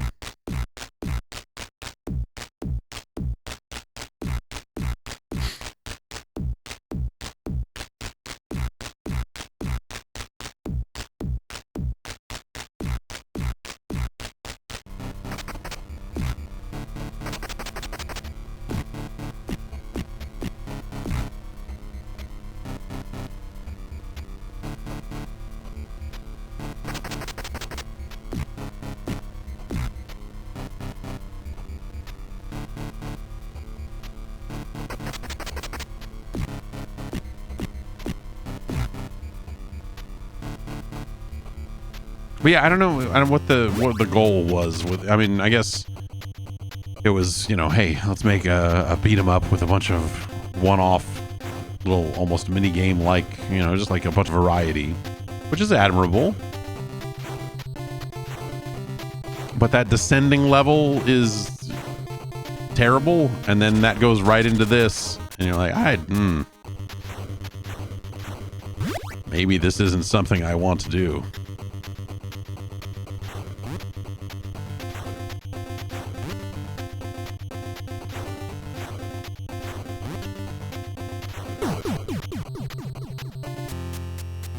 That's cool.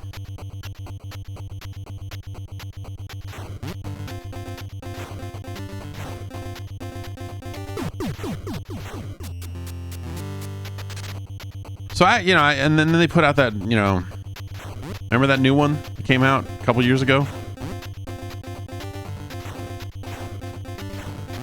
That game was awful.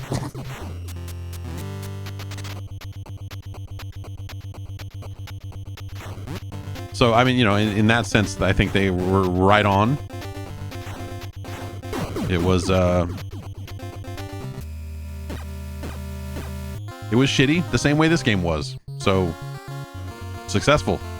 Fuck Battletoads.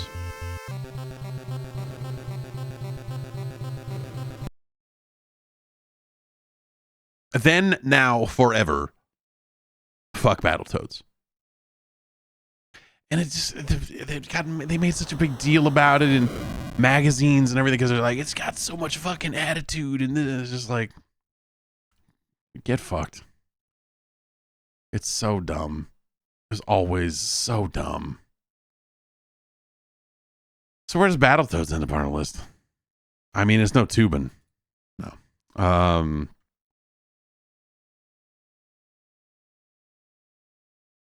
But yeah, everything about the combat, everything about the movement in every level of that game. And, you know, I did finish it. I think I probably cheated my way through it at some point.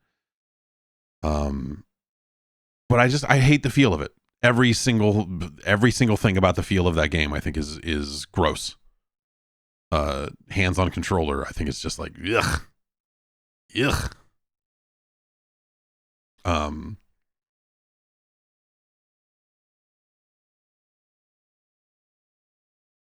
It's no G.I. Joe, the American Hero.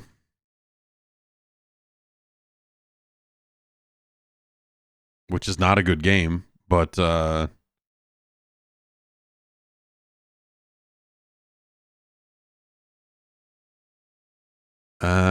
is it better or worse than Captain Skyhawk? So I think, you know, if we're being realistic here, we're taking Battletoads over something like a Skate or Die or a Mach Rider. Captain Skyhawk is fucking gross. The movement is so bad. Much like Battletoads, the movement is so bad.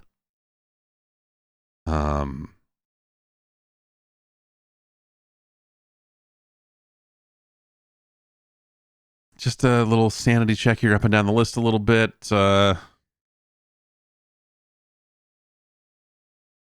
Kid Nicky. All right. Okay. Battletoads is better than Krusty's Funhouse. Yeah. The Battletoads is better than Dino Wars Destruction of Spondulus.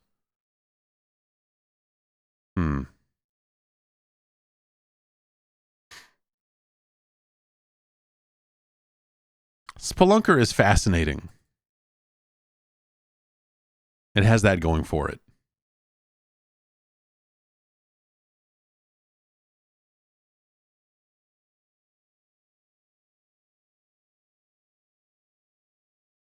All right.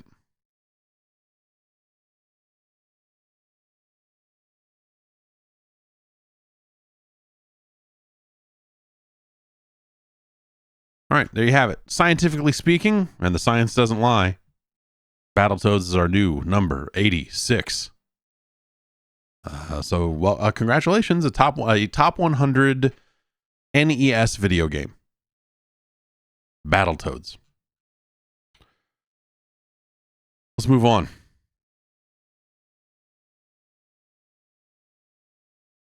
The sooner we move on, the sooner I don't have to think about Battletoads anymore. Oh. Get back to the good life. All right, let's take a look here. Coming up next, this game comes to us from Mike. This is another classic is not the word.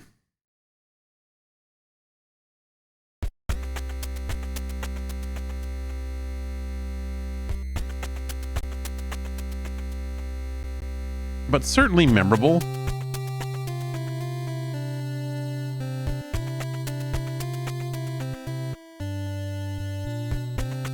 It's Top Gun. Konami, always asking you to push the start key.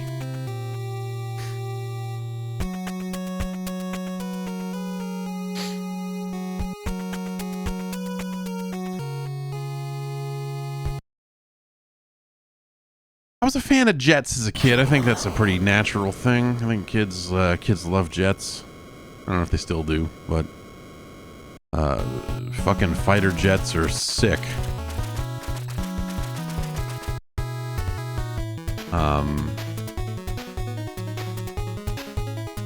We'll take Hounds.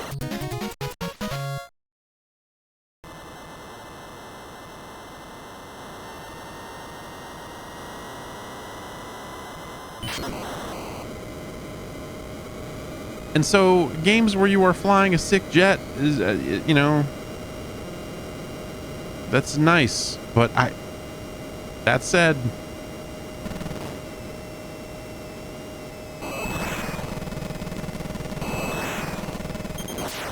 all right, you have to tap it once to lock on and then tap it again to fire.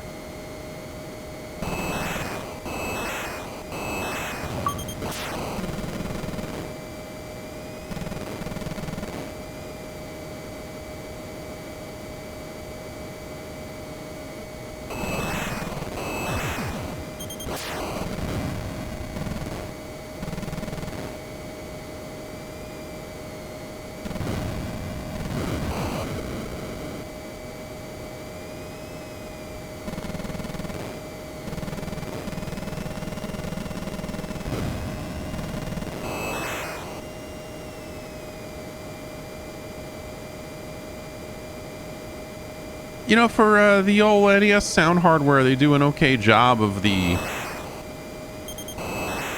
weird whine that being on a plane makes, even, you know, passenger jets and stuff. Uh-oh.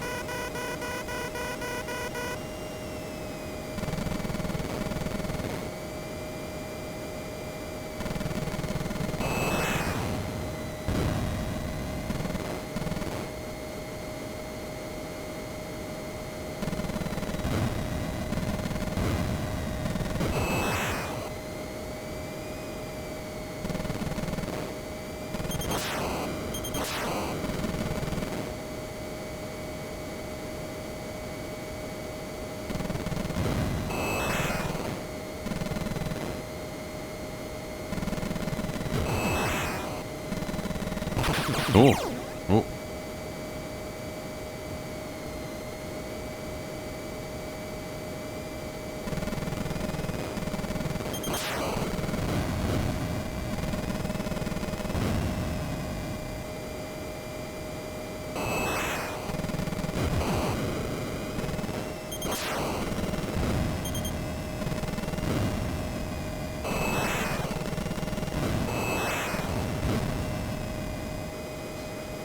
Shooting, just launching, you know, just regular stuff.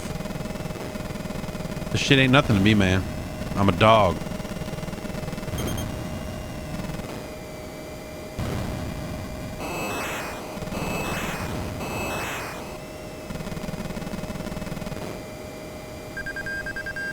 Okay.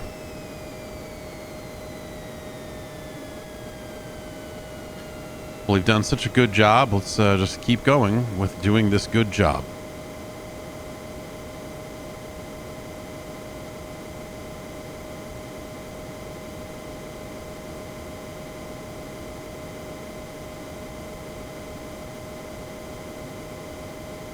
Is there a speed down? Okay, yeah.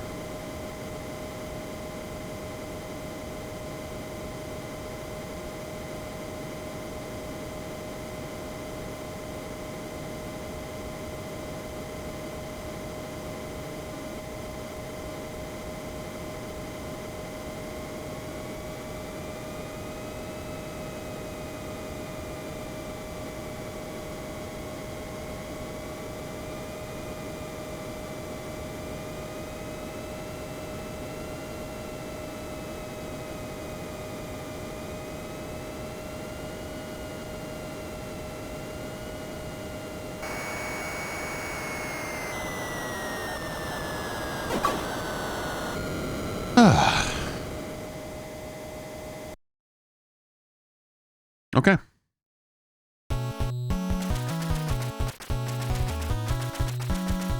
Destroy an enemy aircraft carrier. We probably want something a little heavier for that, but...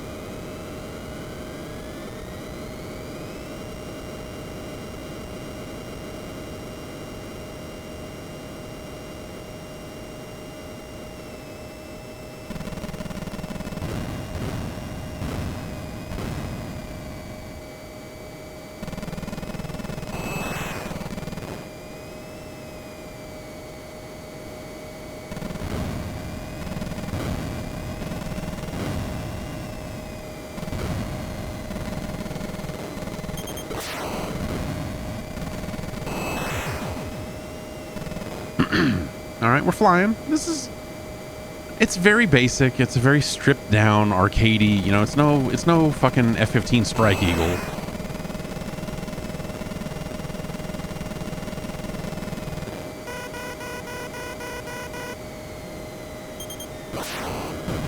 That's a lot of missiles. Get away.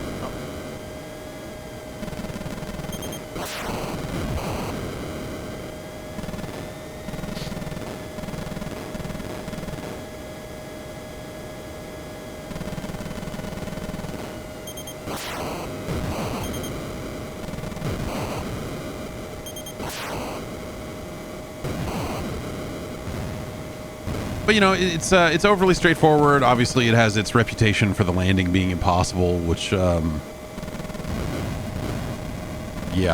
it's not easy, but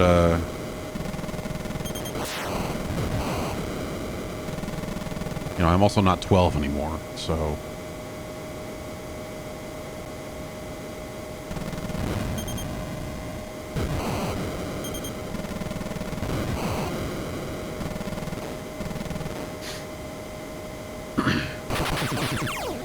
Yeah, refueling is I mean, that's, we'll see.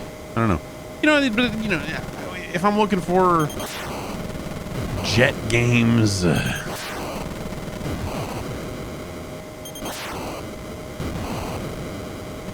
I was an Afterburner fan. Oh, got lit up.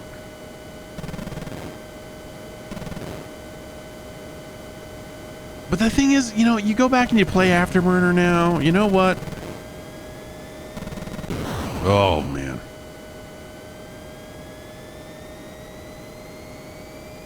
If I just go to insane altitude, does it just, maybe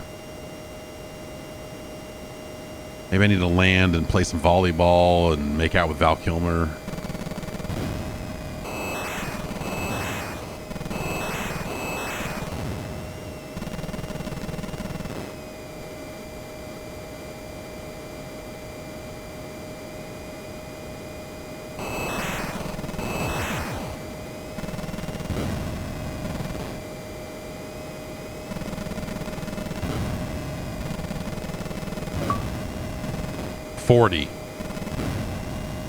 It's a very creatively named achievement.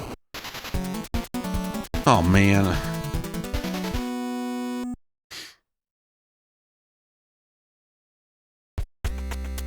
They got the music. Good on them. Good on them for getting the music.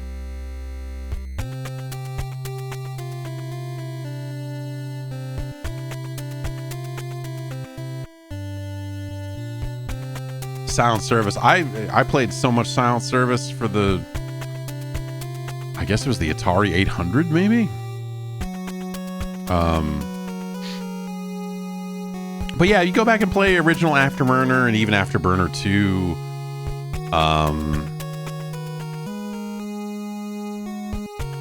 They're not in there. They're great arcade games. You know what I mean?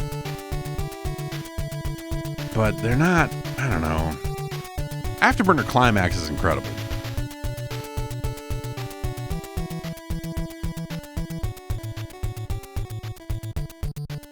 But yeah, yes, you get to outside of the cabinet and you're playing it on like the Master System or something. Afterburner is a dreadful fucking thing. But even, you know, the playing arcade Afterburner at home, which you can do, it's just, you know, the music's pretty good. It's not the best music out of Sega from that era for sure. You know, you look at a Hang On and Super Hang On. Go listen to Outride a Crisis. Go listen to Outride a Crisis, which I think will fucking... I might take Outride a Crisis over anything in Outrun, anything in Afterburner, but not the Space Harrier music, which is better. Top Gun, not great. You know, like a very straightforward video game with a couple of kind of mini game things for landing and refueling and stuff thrown in to frustrate you. But like the jet combat is not super engaging. Not super engaging at all. Ugh. And that's probably its downfall. But where's it go on our list? It was better than Battletoads. We can say that up front. I would take Top Gun over a Galaga Demons of Death. But it's probably, well, I don't know. Is Top Gun better than Rambo? No, I guess not. It's no Super Spike V-Ball, that's for sure. And Galaga's a great game. I'm not saying Galaga's a bad game. I'm just saying it's that NES version is not, it's just not what you're looking for.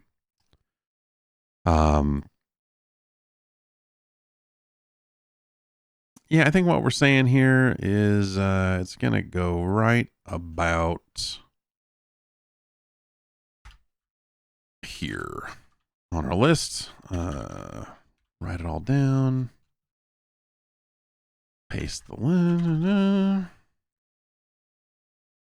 Top Gun, our new number 57. Congratulations to Top Gun. I never did see Top Gun Maverick. I heard it was surprisingly okay for something that sounded like it couldn't possibly be anything other than the worst.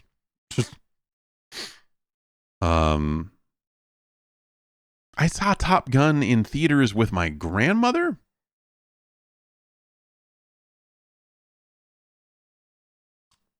It's weird.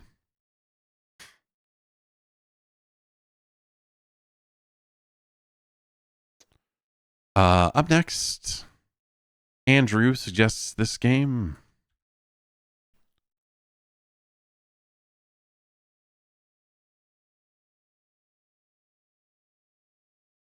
And it's called Guerilla War.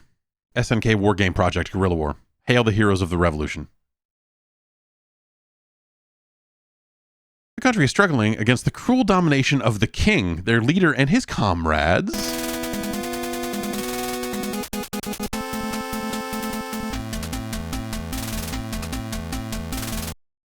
Lightly sanitized for the United States, but you know, this game is you straight up play as, yeah, it's Fidel Castro and Che Guevara in the arcades. They kind of leave some of that out.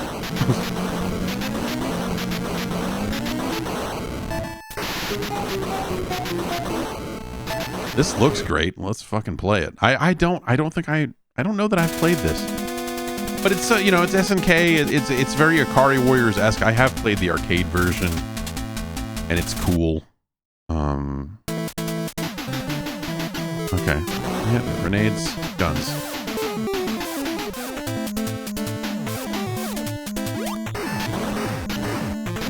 Oops, I killed that guy. I killed my comrade.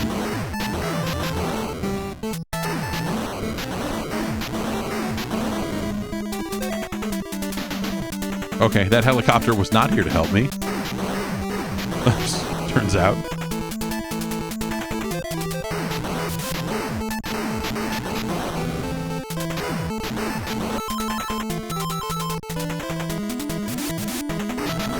A little sluggish there, a little slow down.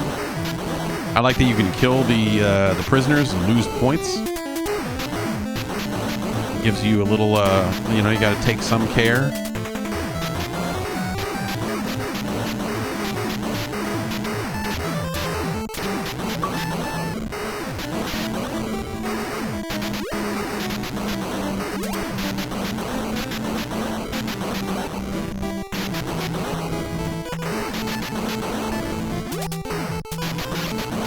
Ooh, a little sluggish when we got in the tank there too. Oh, but this is peppy.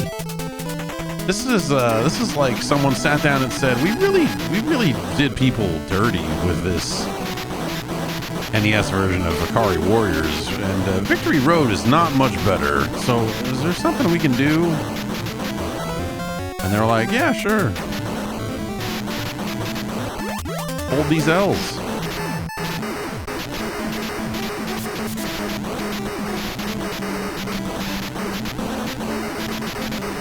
It's a very resilient truck.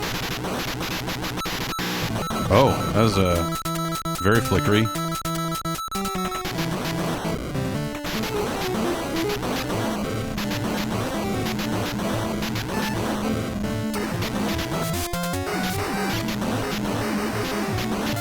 All right, this is kind of a mess in spots.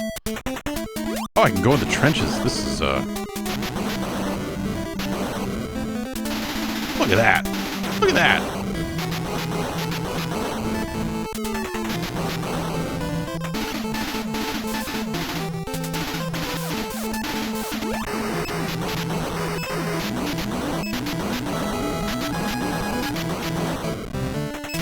Yeah, some of these backgrounds look pretty terrible.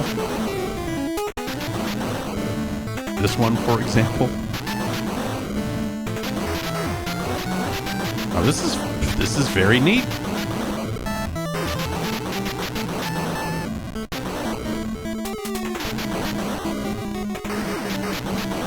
Oh.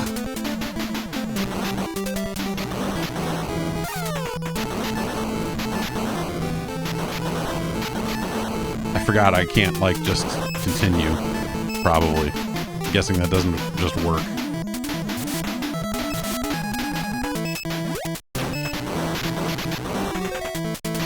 Oh, don't blow holes in the bridge. We need that bridge. We're on it.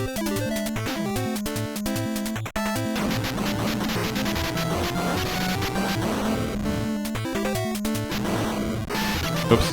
Well. Burn him. Just run him over. Oh, apparently touching the commander with my tank killed my tank.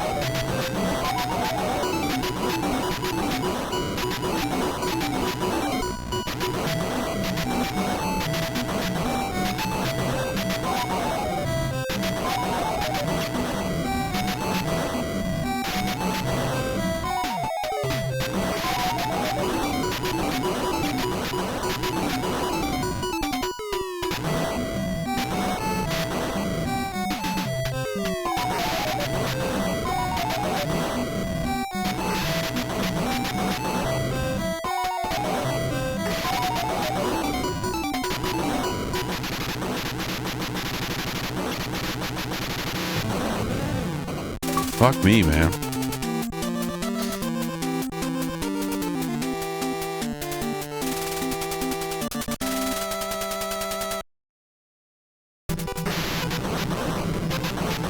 Just look at, I'm just fucking laying waste to shit. Like that chicken, for example. Didn't stand a fucking chance.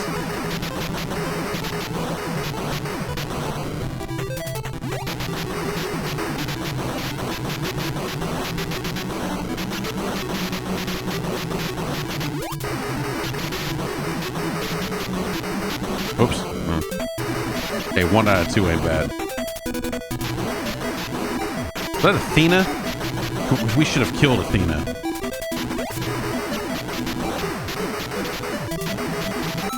Oops.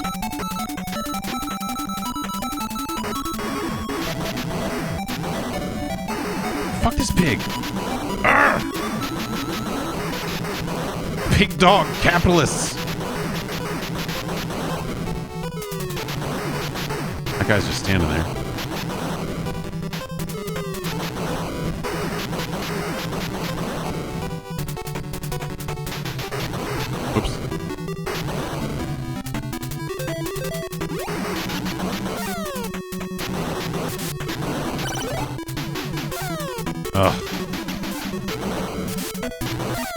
Man.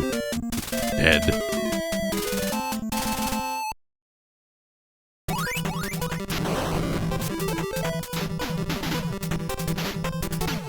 Oh, those are t-shirts hanging on clotheslines. I was like, what is...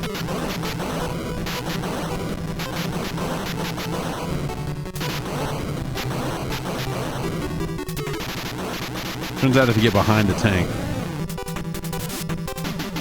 Oh, that was bad.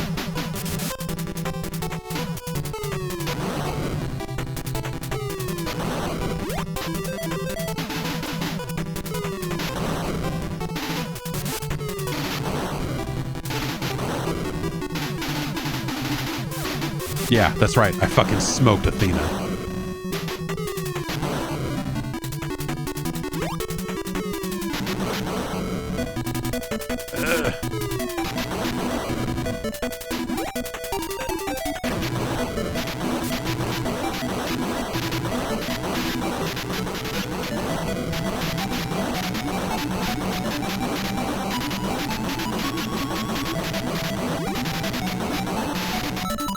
Damn it.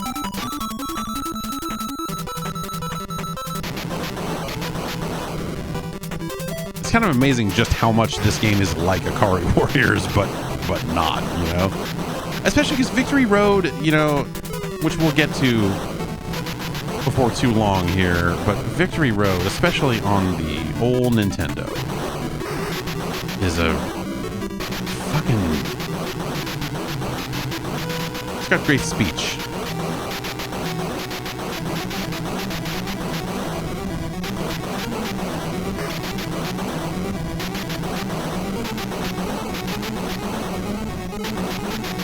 Ah.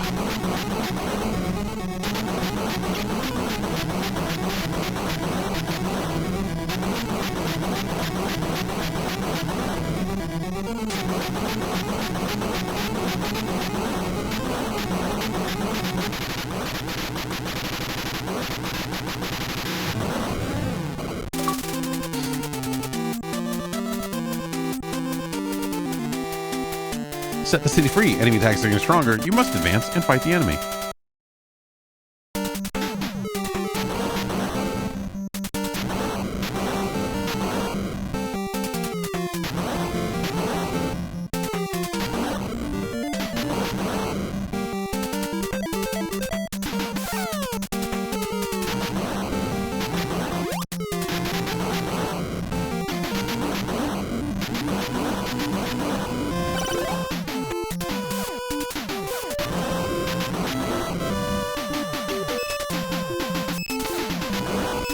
Alright, yeah. Smoke these motherfuckers, and it's just so much faster than Akari Warriors is, man. It's just such a responsive video game by comparison. It's like crazy to think that it's the same platform.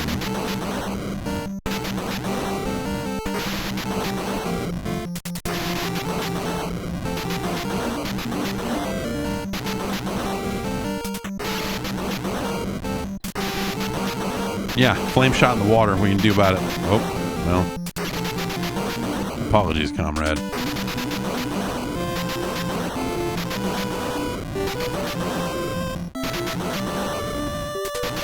Oh, can't scroll back.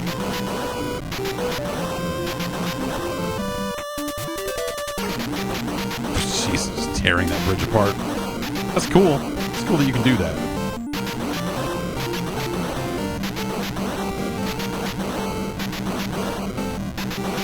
Ugh.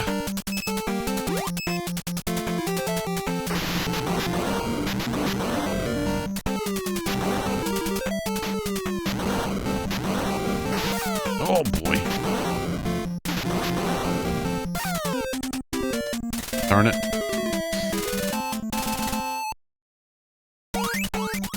We'll do one more, continue.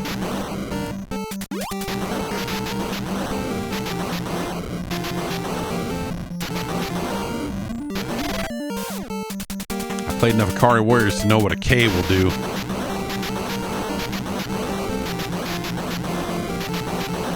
Put all these enemies in the ultimate K hole.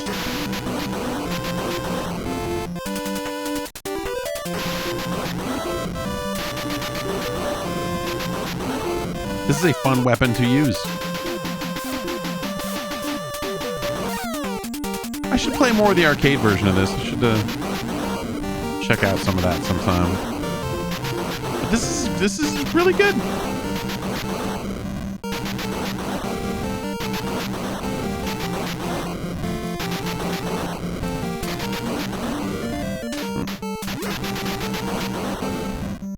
Much like Ikari Warriors, the water does not feel good, but you move so much faster in general that it's still okay. All right, we're on a boat. You're telling me these guys are just launching out of the fucking smokestack of this fucking submarine? I guess it's not a smokestack, it's a submarine. But still, it feels like a raised platform that they're jumping out of. Like, what is the...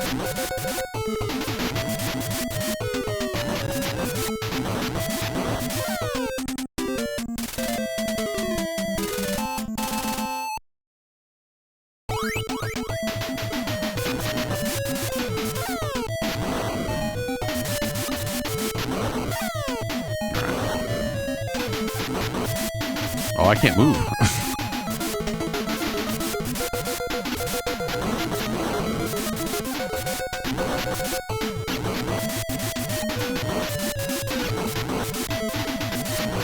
Okay, alright.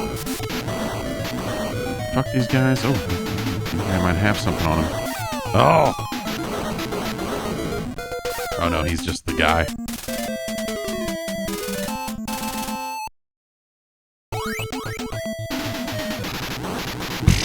Yo, that guy fucking blew apart. Oh, and that's not even the end of the level.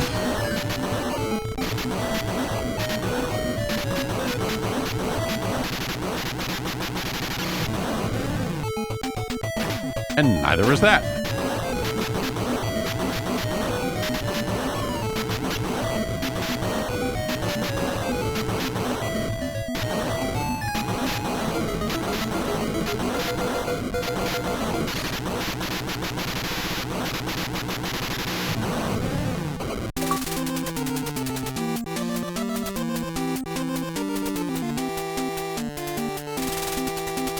If you destroy the coal mine, you will have the advantage.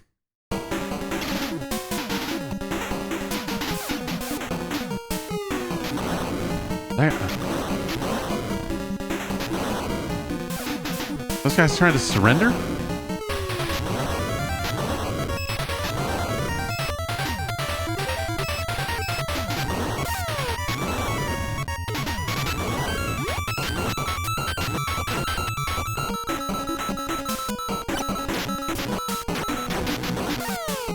Oh.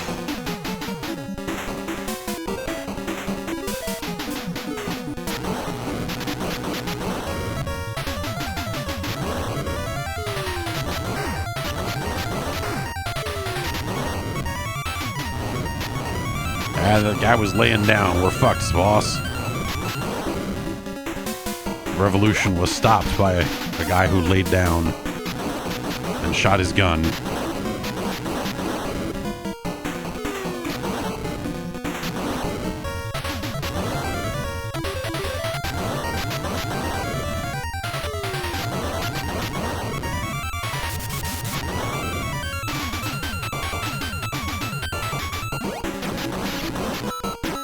Oh man, already? Alright. This game's got a real just like fucking keep going, fuck it, make a break for it, see what you can get away with kind of vibe to it that Ikari Warriors does not have. See you next play.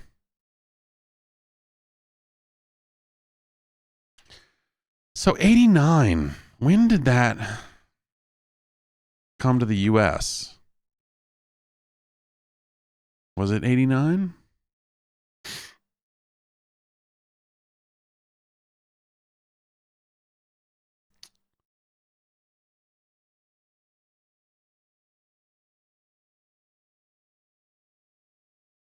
'87 in arcades.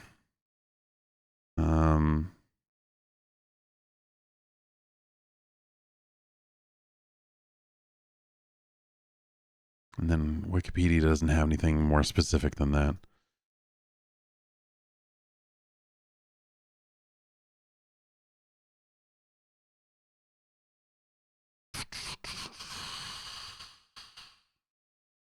Hey, it looks like 89.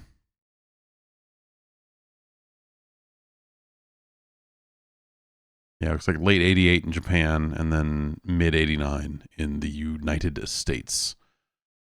I mean, that's quite a ways past Akari Warriors, of course, which was 87 in the US. What about Victory Road? No, not Victory Road, the wrestling event.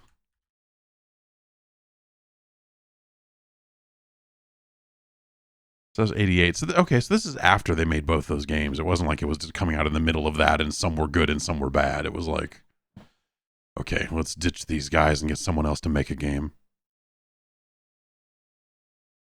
So that's relatively late in the grand scheme of things. So I guess that makes sense. But regardless of that, like it feels great. Like the movement is awesome. It feels like what those other games should have been, you know, in a lot of ways. And that's cool, man. That wow, what a neat game. I can't believe I had never played that before. It's weird. I mean, like I said, I've played the arcade version, but I just never touched the NES version. So yeah, this is a pretty high ranking thing here. I think it's better than a City Connection. Better than Low G Man, the Low Gravity Man. It's better than Willow, which I spent a little bit more time playing after the last stream. And that's an interesting... Willow's a very interesting game. Guerilla War is better than Gradius. Is it better than Xanac? Man, that's a tough one. It's not better than Gunnac. That was last episode's discovery. I had no idea that Gunnac was, you know, basically a sequel to Xanac. And I had no idea that Gunnac was so fucking awesome. Guerilla War is no balloon fight.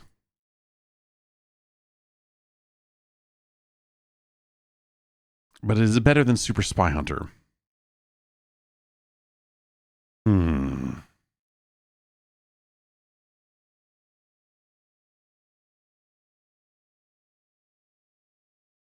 All right. There we go. So Guerilla War is our new number 18. Wow. I could not have guessed that game would be as strong as it is. Seriously impressive.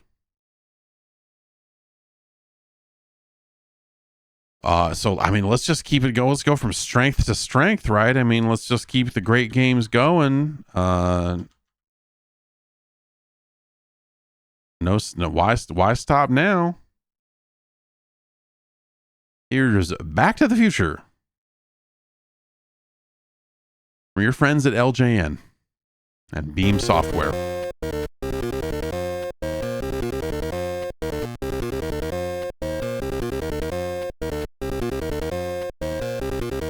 This is that ZZ Top song, right? From the third one? Is it? No? This is that Huey Lewis song. Gotta get back in time. This looks like the start of a Paperboy level.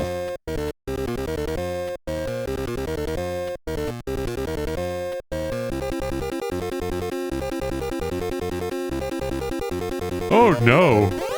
Oh no! Do I collect the clocks? I do.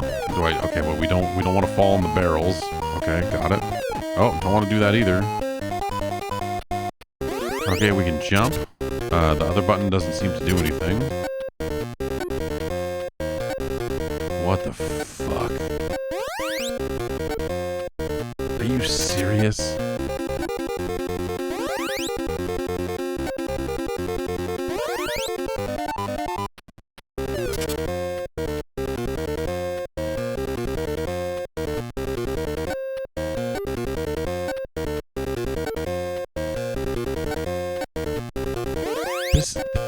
is I have never played. I don't know that I've ever played this.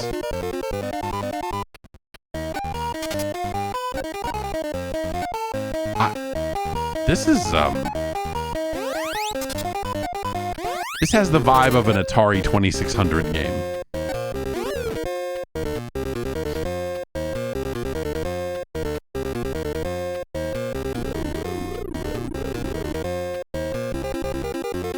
Did I win? No.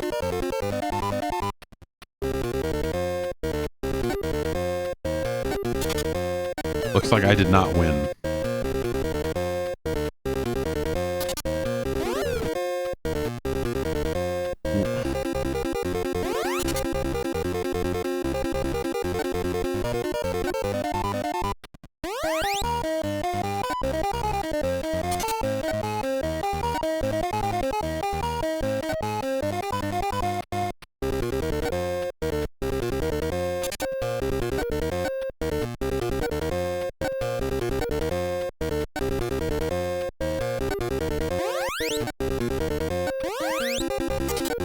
Why is this? A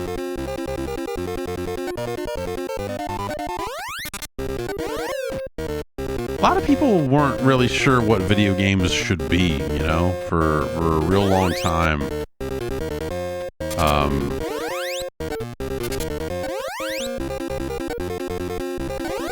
Figuring out the right way to represent, especially like, you know, licensed games and stuff of that nature.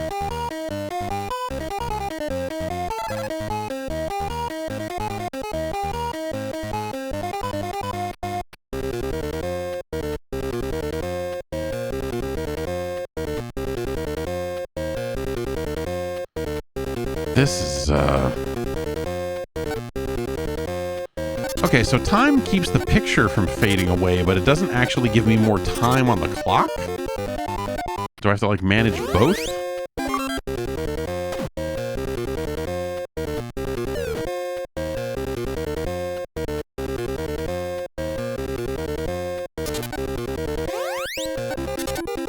What a piece of shit. This is impressive, man. This is really fucking terrible. And again, I think these clocks look like they fell out of an Atari 2600. And just like, hey, here's some slime or goo or something that just flew on screen and fucked you up. You know, just like in the movie, there's all this flying fucking goo and shit. Are those birds or what? No, okay, are they bees? Okay.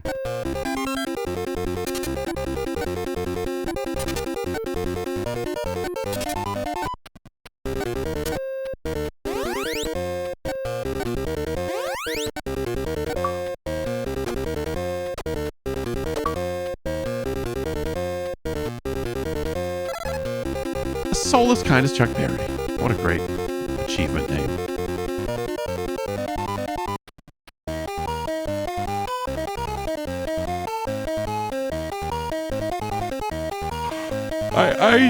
I thought that this was going to be a generic kind of side scroller, not unlike some of the Simpsons games or something. That's what I was expecting. And so I'm shocked to see this mess of a thing.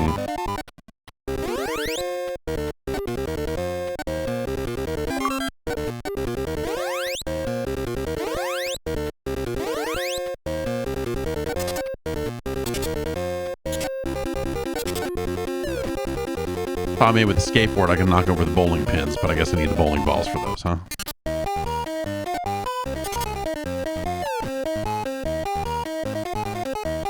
This is, like, listen to this fucking dog shit music. Like, everything about this fucking sucks and has such a barely, there's like barely any kind of connective tissue to the movies. Especially, like, compared to Rambo. Say what you will about Rambo. We just got done saying quite a lot about Rambo. But, they attempted to recreate the story of that movie in a video game.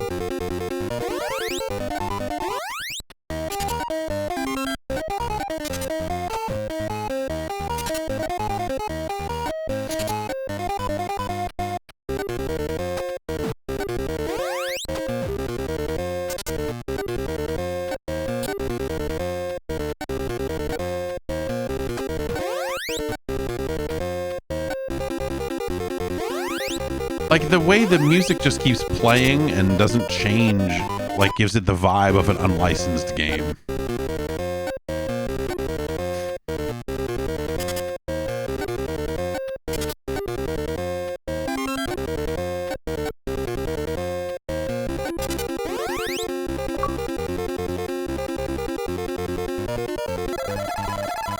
Okay. Lou's Cafe, Bullies to Go. All right, now we're here for some. This is where it all just seems like the movie.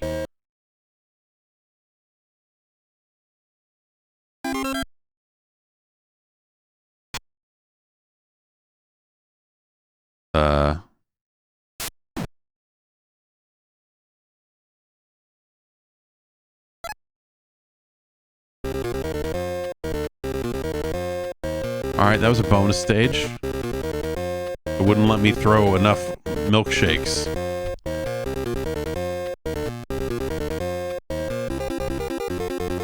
I'm glad that when we get to the kind of the next set of levels here, that there's no new music.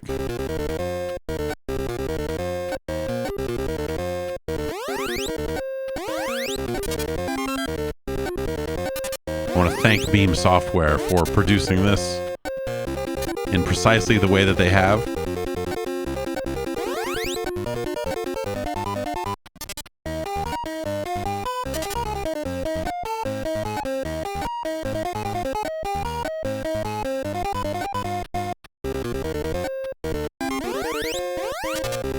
Great place to put a skateboard.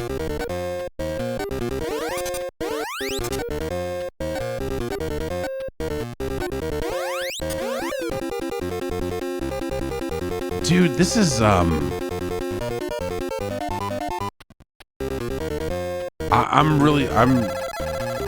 again, I wasn't expecting it to be some amazing thing, but it's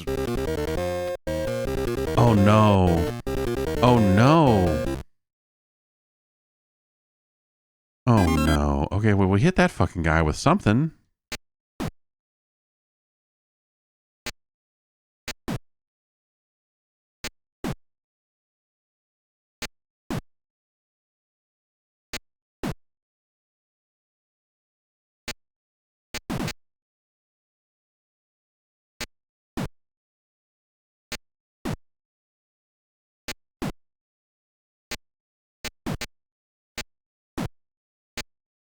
Listen to that hot sound effect. What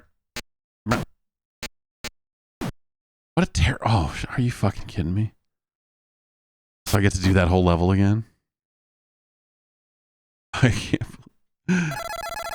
See, it counts it down like a bonus stage. So you think like, oh, well.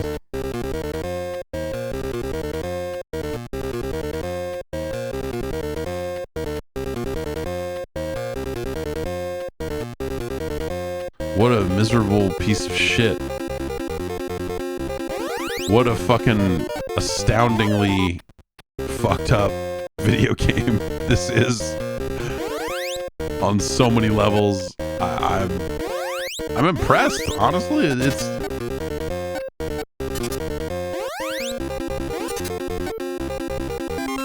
like, do you think the people working on like, how many of the people who worked on this, all 1,800 of them, came away from it going like, yeah, man, we fucking nailed it.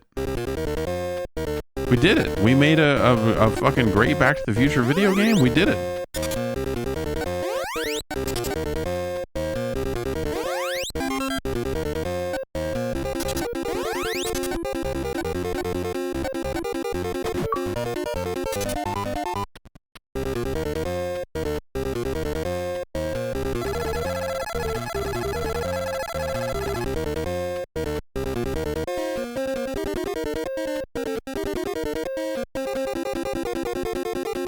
What happened to the music? Everything broke.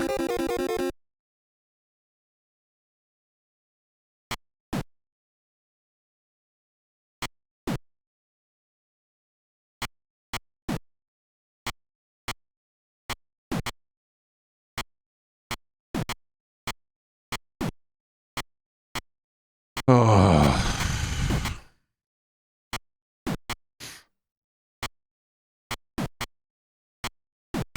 I don't see any kind of on-screen indicator as to like what ends this.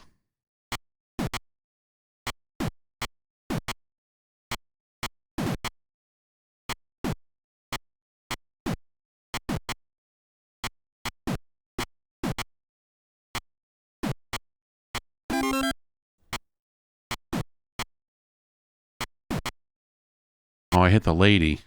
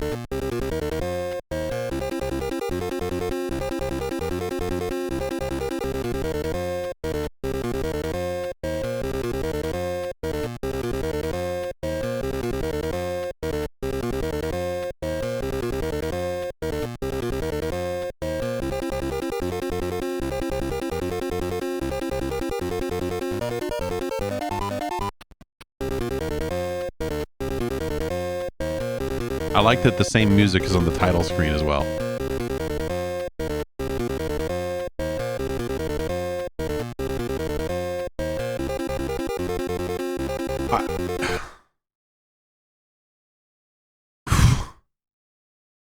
I don't.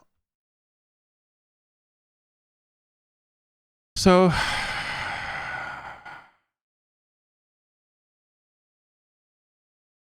mean, it's better than Solomon's Key, right?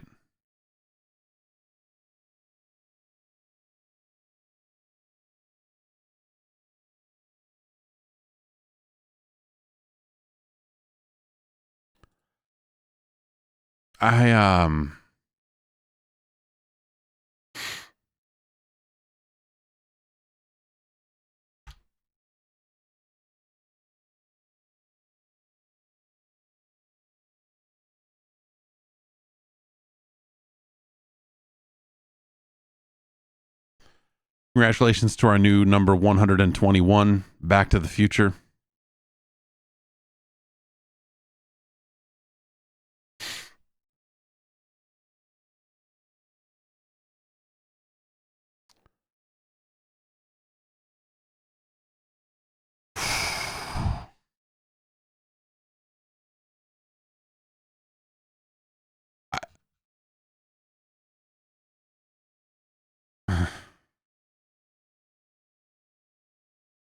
I was going to say that the folks in the Gerstmann advisory panel are really giving it to me this week, but I still filter the picks and pick them in the order and all this other stuff. So I kind of did it to myself, I suppose.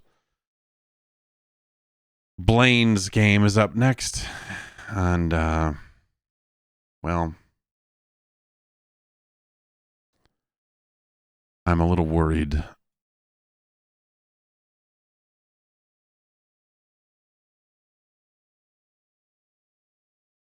It's from your friends at Bandai.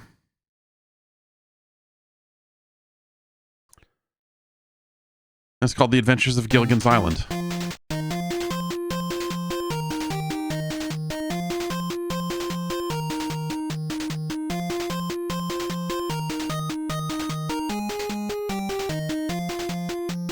This is a bopping little recreation of the Gilligan's Island theme.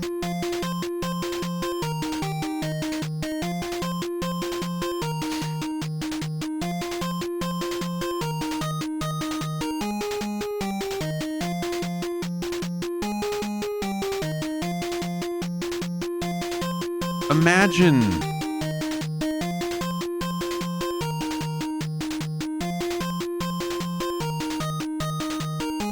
the process of like, hey, okay, what are the kids like? What are they into? What should we license? What kind of stuff can we make video games out of for this hot new Nintendo platform?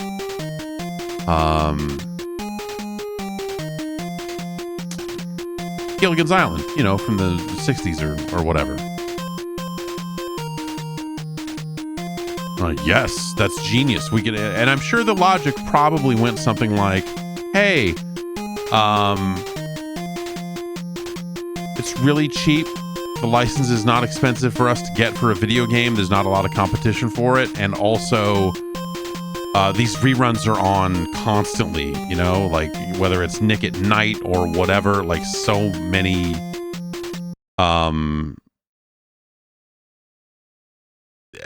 Gilligan's Island was on TV constantly. Like I watched a fair amount of Gilligan's Island probably in 89, probably after 89.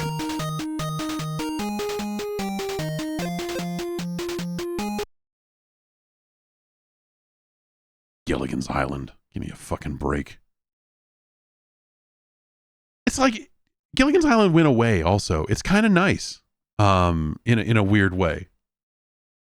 That a lot of these reruns that felt like they were just going to be around forever, it's like they're still there. You can still find them. You know, they're on some, you know, you go buy a $40 antenna, you automatically get a Gilligan's Island channel or something. You buy a Roku and look at the free channels, and it's like, I was looking at I had access to a Roku TV that was hooked up, and it had all the free channels showing up right now, and it had a Super Mario Brothers channel, and I was like, what the fuck is this? And it was just showing episodes of Captain N. Like, that's we live in a weird world now. Television is weird. You used to have to wait for Nick at Night to come on to catch reruns. All right, now hear this. Looks like a storm is coming. We're going to have to build a large umbrella? Shut up, Gilligan. This comedy works great. We have to build a hut to protect us from the storm. I've got to gather the materials. And Marianne will make dinner. While the Howls cut logs. Sure, I guess. The Howl never does any work that requires that. Yes.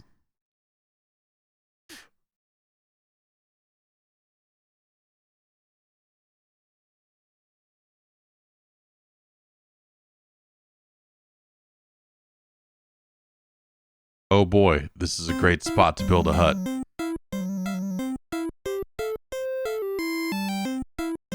Map, food 2, rope 2. Look at this map. Look at this map.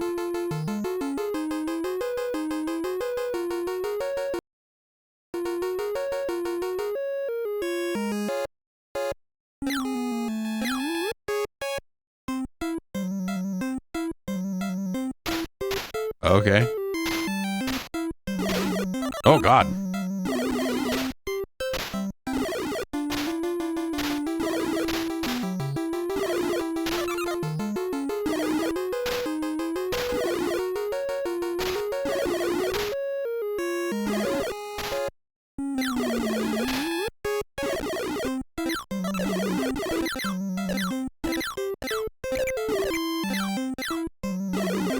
We got some rope. What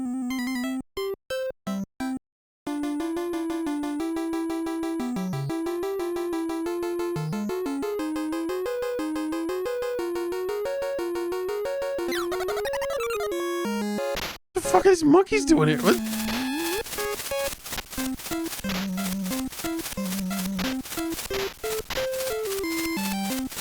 I wonder where Gilligan... Yes. When Gilligan is not on screen.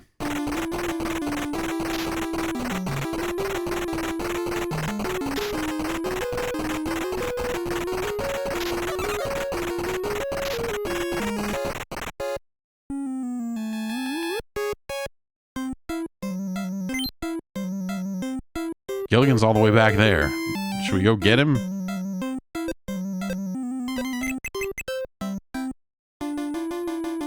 Nah.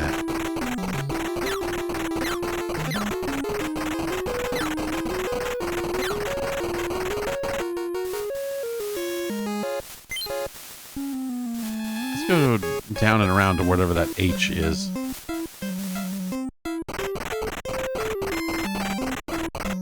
Oh, God.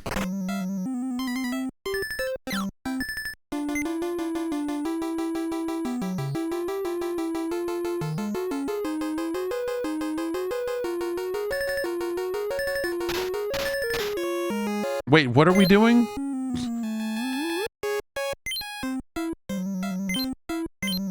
No, stop. What? Oh.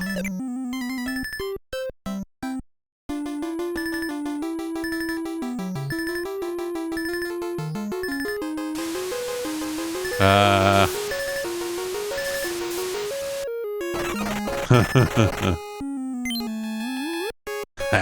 Oh.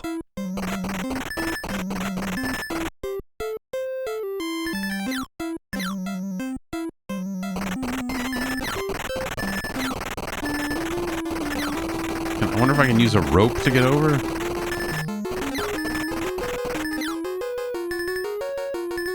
Only 20 seconds to find out.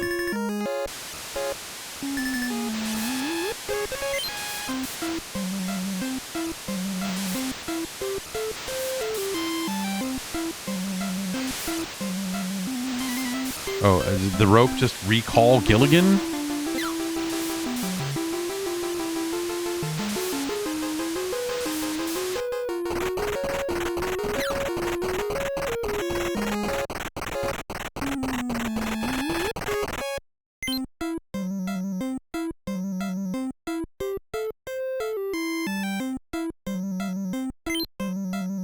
Okay, let's go the other way. We'll go the other way around.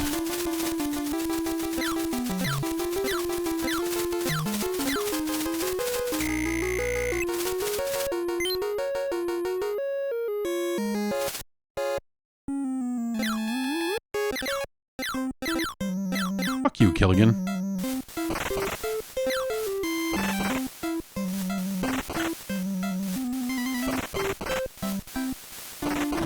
Oh, jeez.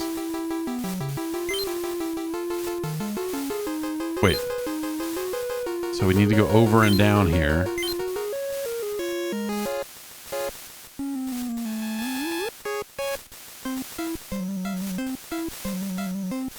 Now we're trapped in quicksand.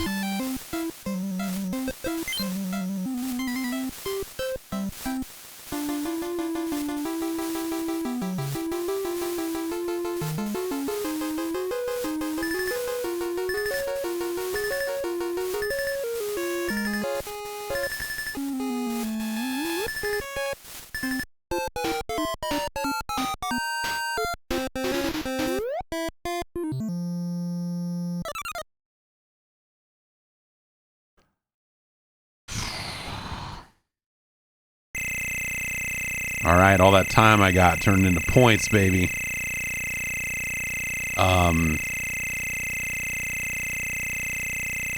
This is just a ridiculous idea. And I kind of like that about it. In a disgusting way. But it's also...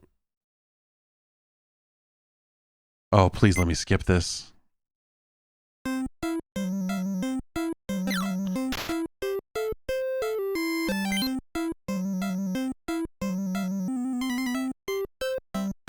What am I supposed to even do?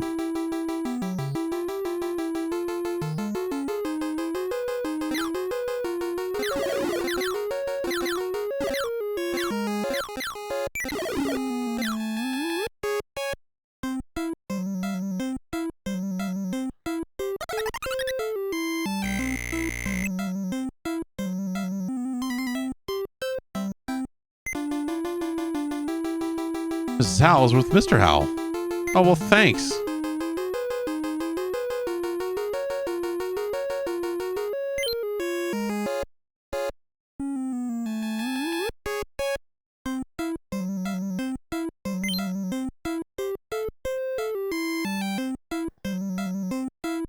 Okay.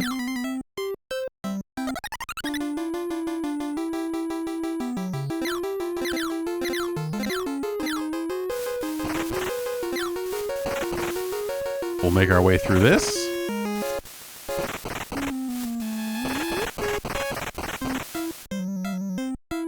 And then try going this way. Where the fuck is Gilligan? stupid ass.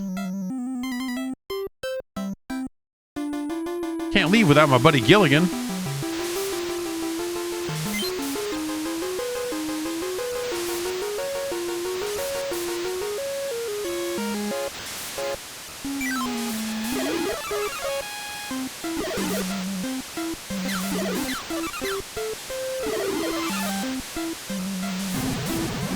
What? Look at that rock! Look at the way that rock moves!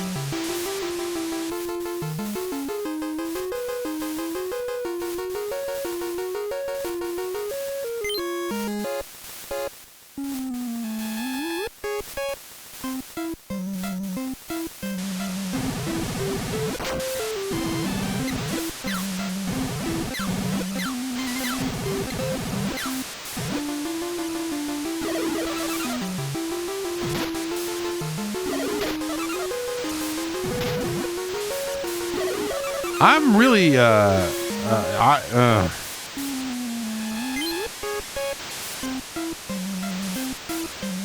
Well, will this get us down there faster? Let's just take this way.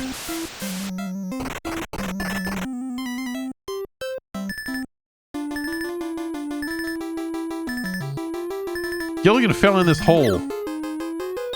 Oh, here we go.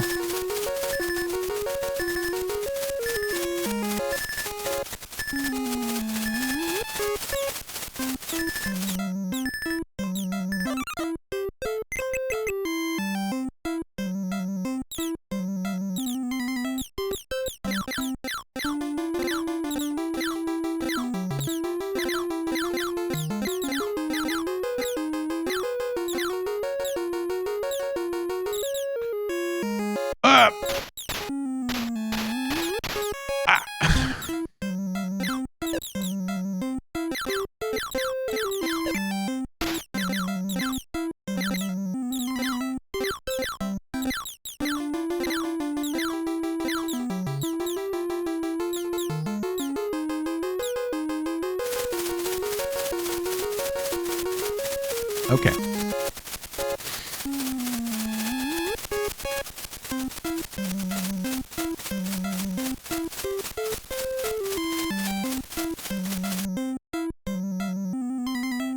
Yeah, this is yeah, we probably need to see a tool assisted Gilligan, you dumb motherfucker.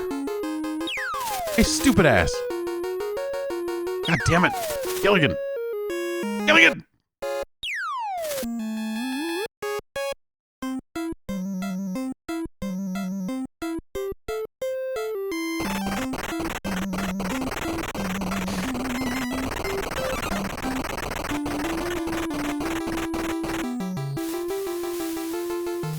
Okay, can't go that way.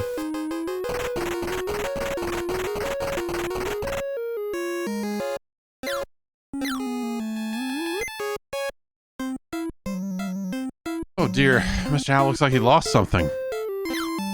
Thanks for the great tips.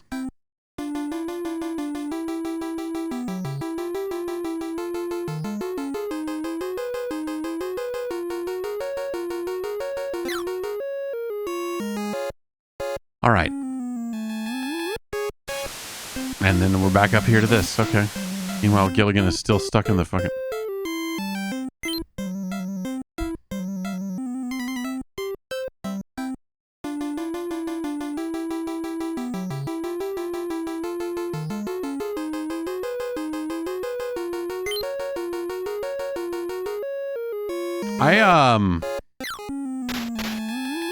I think I went everywhere I could go. I mean, clearly I didn't, but, I mean,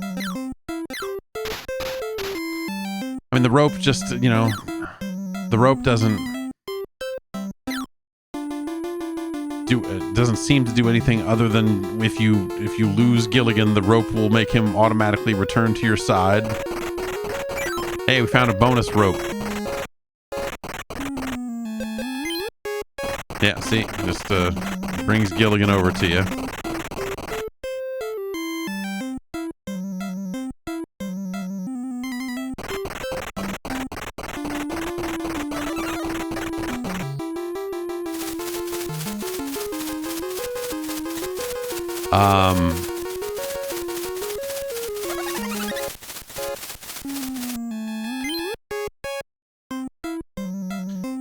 And then this is the starting point, right?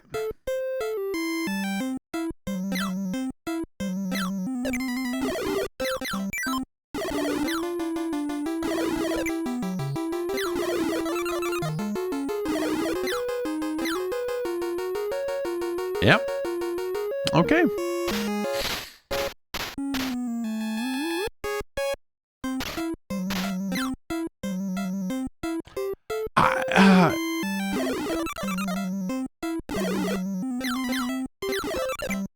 What?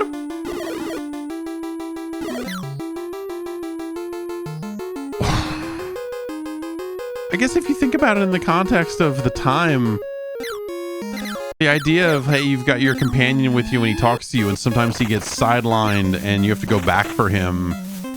Like, that's kind of a heady mechanic for 89.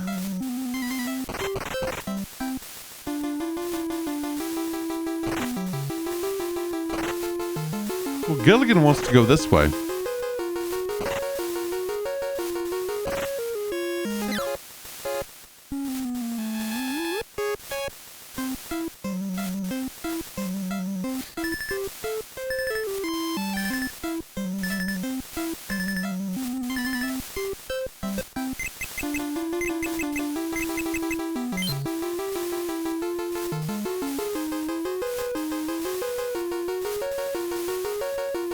I never liked the show, Gilligan's Island.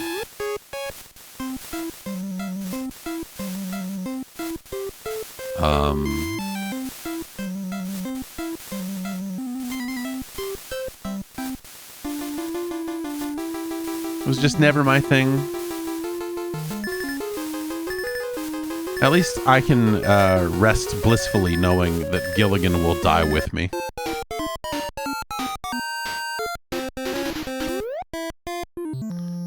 I was more of a Dobie Gillis guy, you know, Maynard G. Krebs. That's my Bob Denver role. No one. I was up late. I watched a lot of Nick at Night, and so, you know, I did see a lot of reruns of fucking super old television shows. If you want to continue, push the start button. Okay. Yeah, why wouldn't I? Episode 1 start. Is this a password game? Is this Yeah,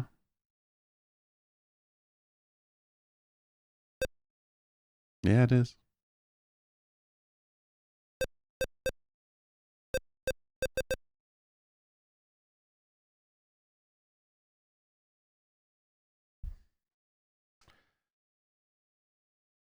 Gilligan's Island is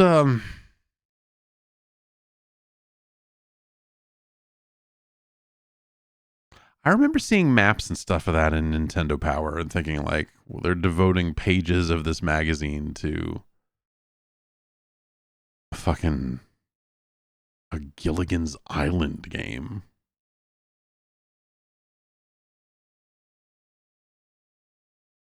And how weird that was. Mechanically interesting. You know, again, the companion aspect of the game is fascinating. And like kind of a weirdly smart way to do a Gilligan's Island game.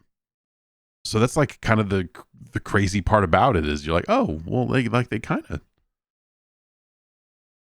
they kind of did it, huh? This is they when faced with the Gilligan's Island license, they came up with something, and that's interesting. But it's an abysmal piece of shit of a video game. And for that, it ends up pretty low on the list. You know, this is and we're talking sub-trog levels here. Even though RoboCop has its broken staircases, we're still taking RoboCop here. Werewolf is certainly a better game. Classic Concentration is better. Renegade is better. Castle Quest is a better game.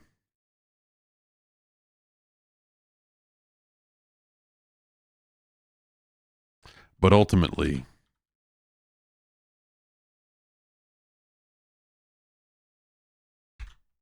where we find ourselves. When the science speaks, all you can do is open your mind and listen. And thus, Gilligan's Island, our new number 110. Congratulations to Willie Gilligan. Charles has a game up next. Yeah, we'll do this one. We'll make this our last game for the night here. All right, Charles, let's see what you got. Hopefully it's better than the last couple, because, man. But this is another situation of, like, I am not 100% sure what this is. It's another Bandai jam. It's called Monster Party.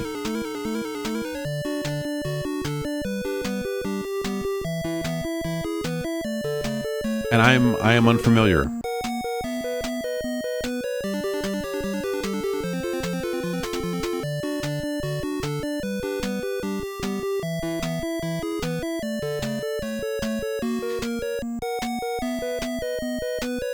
That's a horrific monster right there.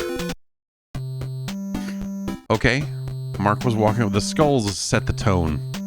Mark was walking home from a ball game, but also skulls. So it's not going to go well for Mark here. He looked up and saw a bright star. While he stared at it, the star got bigger and bigger.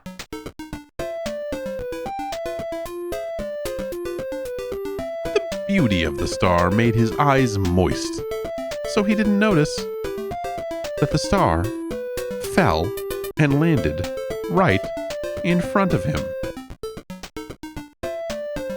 Okay, all right. It wasn't a star, but a monster.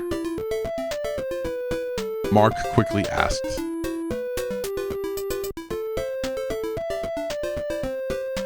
I'm Bert. Yep, there he is. There's Bert.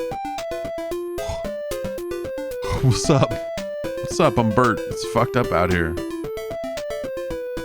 Evil monsters are out of control in my world. Okay. It's like a Last Starfighter situation. Did I beat a monster with a bat and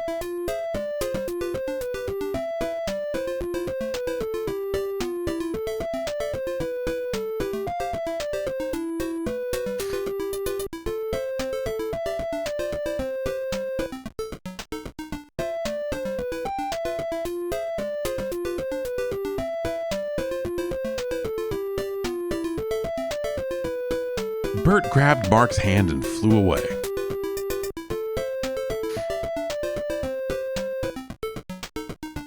Mark, my planet is dangerous.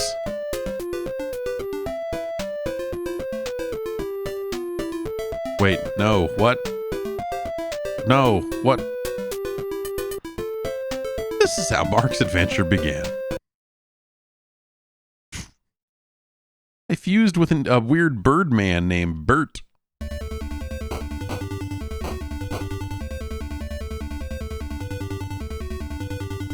Look at this. Look at me inching along like a worm. Oh, well. That guy fucking blew up, man. I thought that fusing with the bird monster would give me something a little better than, you know, nothing.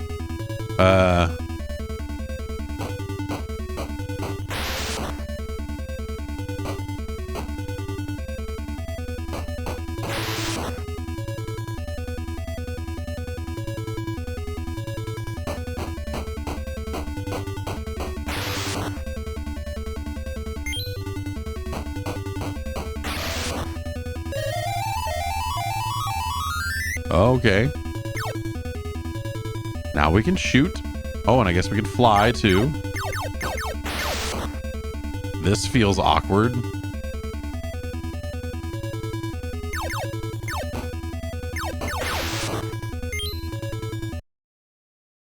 Empty. Well, thanks.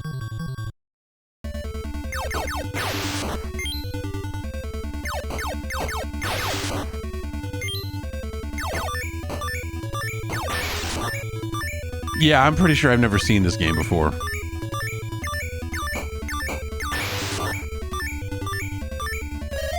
Oh, thanks for, yeah. Right over the fucking spikes.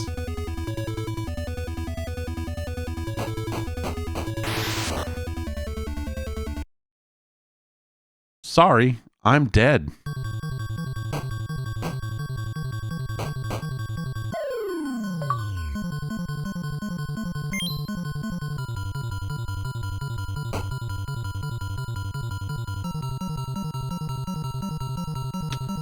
Okay. Yeah. We went from I am error to sorry, I'm dead. All on one platform.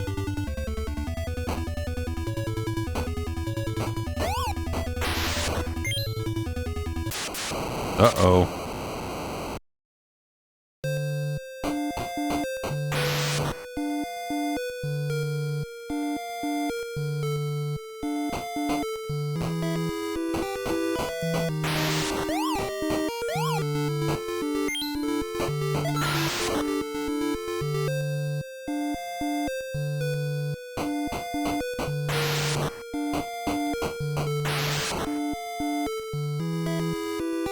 Ah.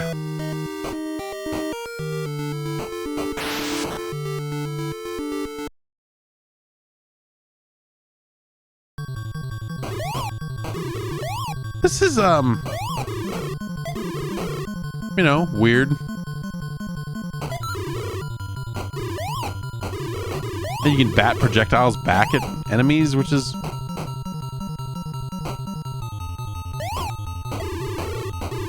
interesting and weird.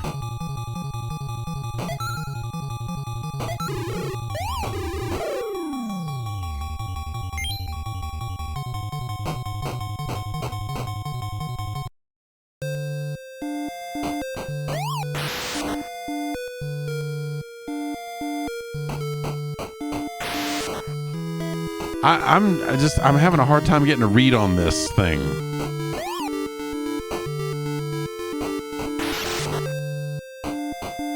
Like the length of the bat, and it's not especially fun to use.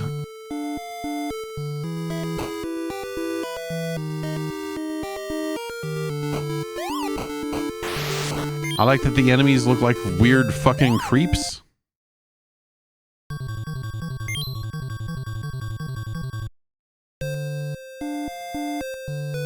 Like, this game is vaguely unsettling, I'll say.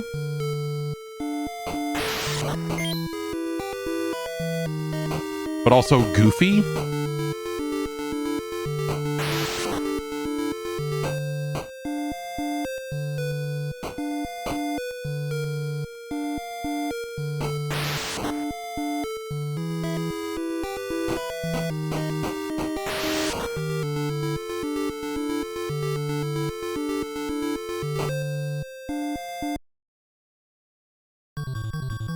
I like that even the empty rooms play this intense boss fight music.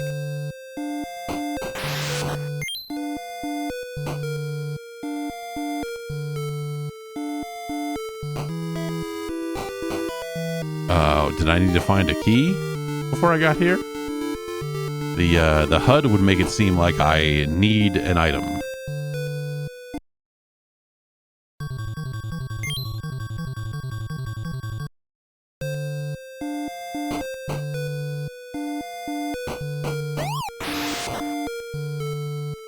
Boy, oh boy.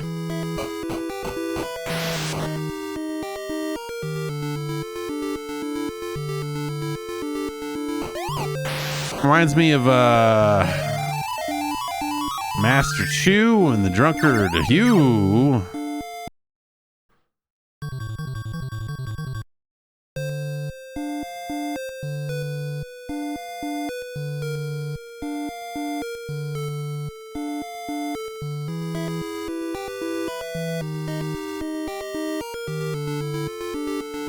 In that it sucks. I mean, it certainly sucks less than that, I suppose, but maybe that guy? Okay, yeah.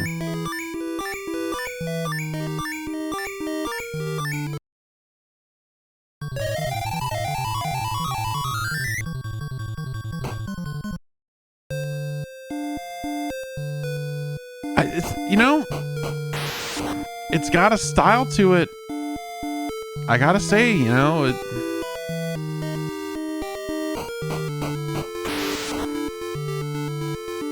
like there's not like there's nothing here. It's not like it's like, oh, look at this piece of trash, you know, like there's.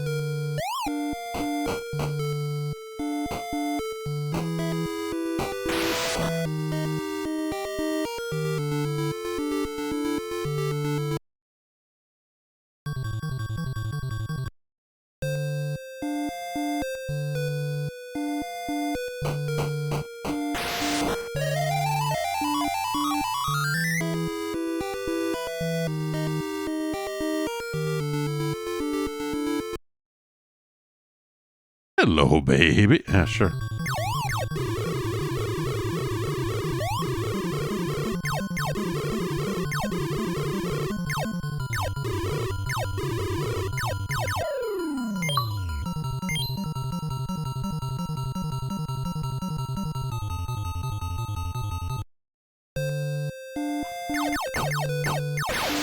Okay, now let's fucking trudge all the way back over.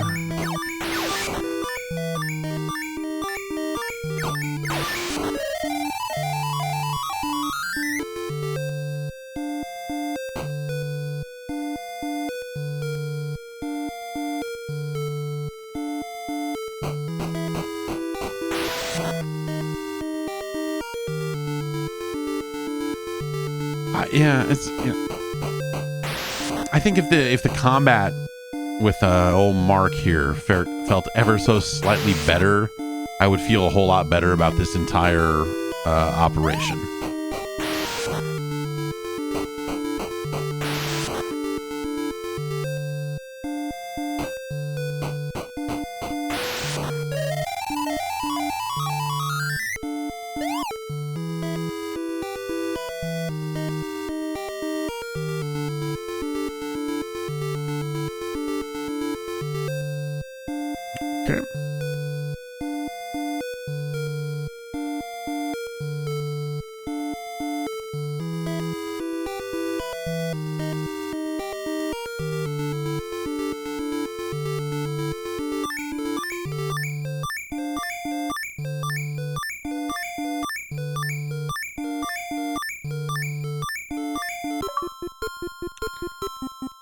Let's get this monster party started, right?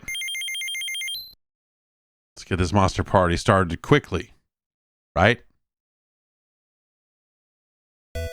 Oh, I thought there would be like a boss or something, not just like, okay, yeah. Well, look at that little animation for hitting your head. A lot of so-called good video games couldn't be bothered to have an animation like that.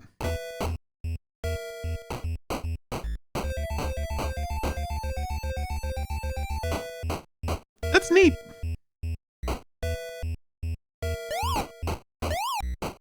But you know, I don't know, maybe if there's just a little bit more stun or something when you hit him with the bat, so you just wail away on him and not have to worry about damage. Maybe that would just be better.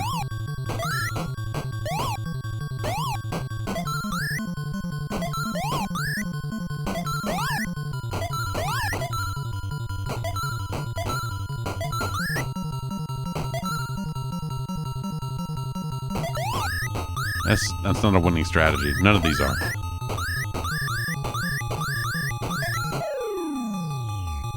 There we go.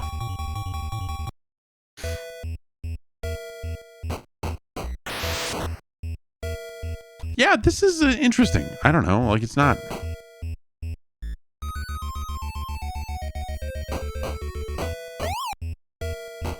Again, it can be very tempting to just, like, completely write a game like this off, you know? And again, it is certainly not without its flaws,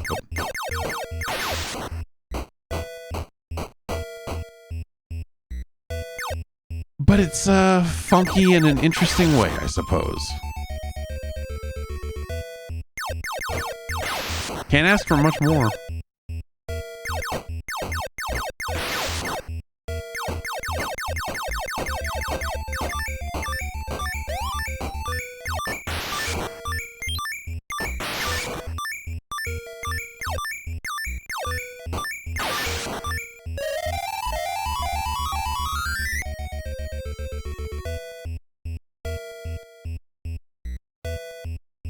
Ridiculous premise.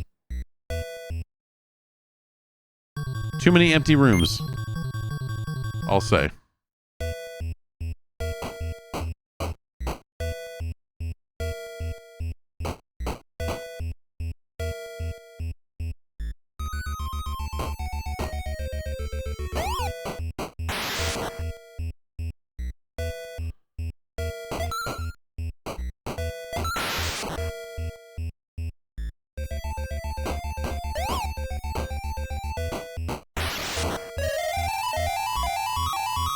Okay.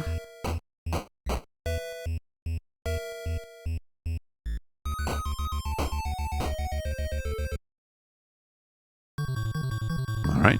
More empty rooms.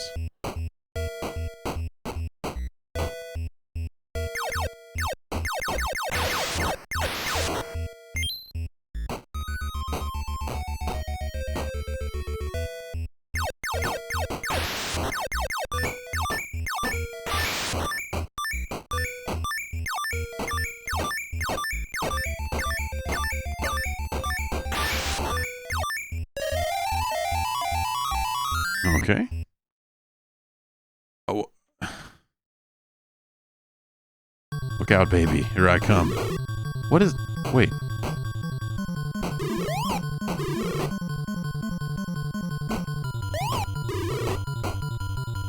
The fuck am I finding? A big piece of breaded shrimp?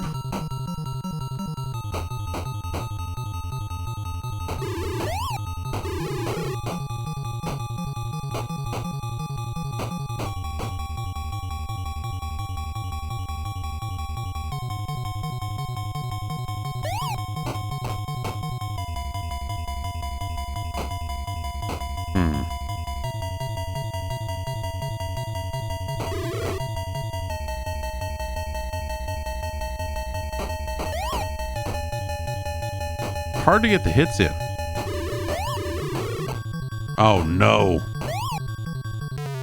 An evil onion ring.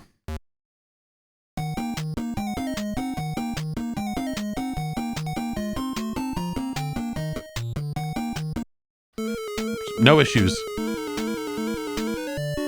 Fun little music, just like very straightforward. You know, get the key, go on. Weirdly, you know, just a bunch of empty rooms, and that was kind of strange, but that's a good weird game. I think I wish that the combat felt just a little bit better, but very charming. Very charming. And so it's certainly better than Gilligan's Island. I mean, gosh. I would probably say Monster Party is going to end up,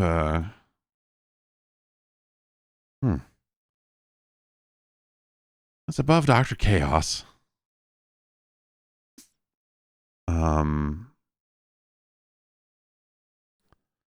Probably looking at somewhere in this zone, because it's no City Connection, it's no Urban Champion, it's no Zombie Nation, which I feel like there's a kinship there in some weird way. Just like good, strange video games.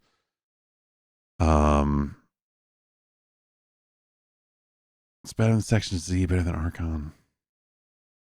I think where we're at here is right about here. This was a fun batch of games because there were a bunch of them that I had never seen before. And that's always nice to be surprised by some stuff. Good and bad, I suppose.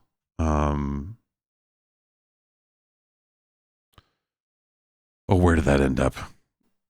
Hang on. It's the problem with doing it this way sometimes is, there we go. It is our new number 39. Congratulations to Monster Party. Fantastic. A top 40 video game. What more can you ask for? I was pretty sure that Back to the Future was going to be a bad game, but I had no idea just how bad it would really be. This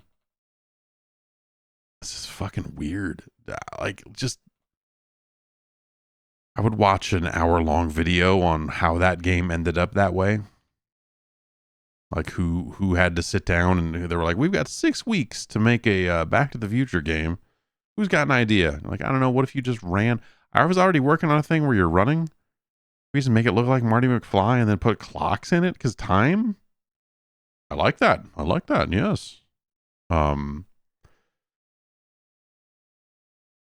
Real crazy. Real crazy. And then, gosh, like, I'm glad to finally get Battletoads out of the way. I'd been dreading that one for a while. Thank you to Andrew for finally suggesting it. We can put it behind us, and it's we can move on.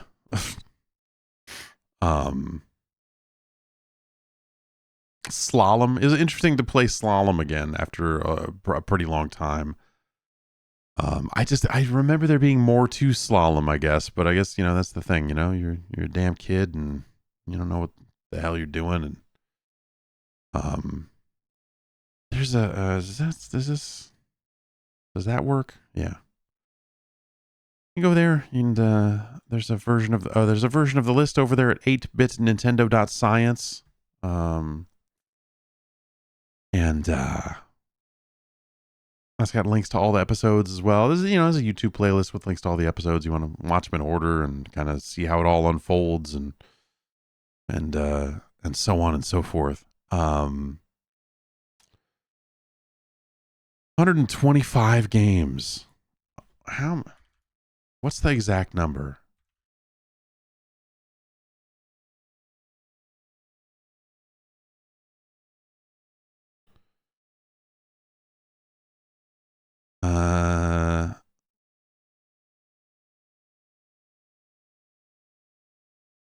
It's somewhere in the 700s, right? There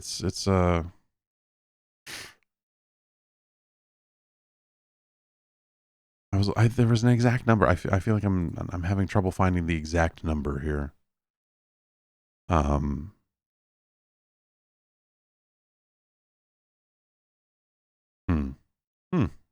Okay. Well, regardless, I feel like we've been doing good work here and getting a good mix of some of the lesser known games along with some of the big hits and also just some of the traditionally classically terrible NES games that have been covered to death and all these I can't believe these games are so bad. Oh, videos. Look at this bad video game. Oh, but no, we're approaching it with cold, icy science right here. God damn it. Not here to goof it up in a thumbnail. This is serious goddamn business. And I thank you for engaging in this business with me, this dark, dark business. If you would like to hold sway over this dark, dark business, again, you go over to patreon.com/Jeff Gerstmann. There's a post there for people that are part of the advisory panel, and you can comment there with your games. There's a new post. It's from a couple weeks ago. And yeah, we'll continue forward. I'll let you know the next 3 games the next 2 games I have written down. One is from Blaine, who was really doing the Lord's work here. And it's a game called Chiller. And one from Mike, a game referred to as Cobra Triangle. So look forward to both of those next time. The highs and the lows wrapped up right in there. Chiller, unless something weird happens, Chiller will perhaps be our first light gun game on the list. It's an unlicensed game, and it is also an arcade port. So come on back for that one. It's too gruesome and too gritty and too real for Nintendo's bullshit. Seal of quality. Nintendo couldn't handle it because it's too raw. It's the video game equivalent of a snuff film. Chiller. Yeah, I don't know. Come on back. Check out Chiller. And we'll be chillers also. All you chillers, come on back now, and we'll keep building this list out and continue our important scientific work. Thank you. We'll see you soon.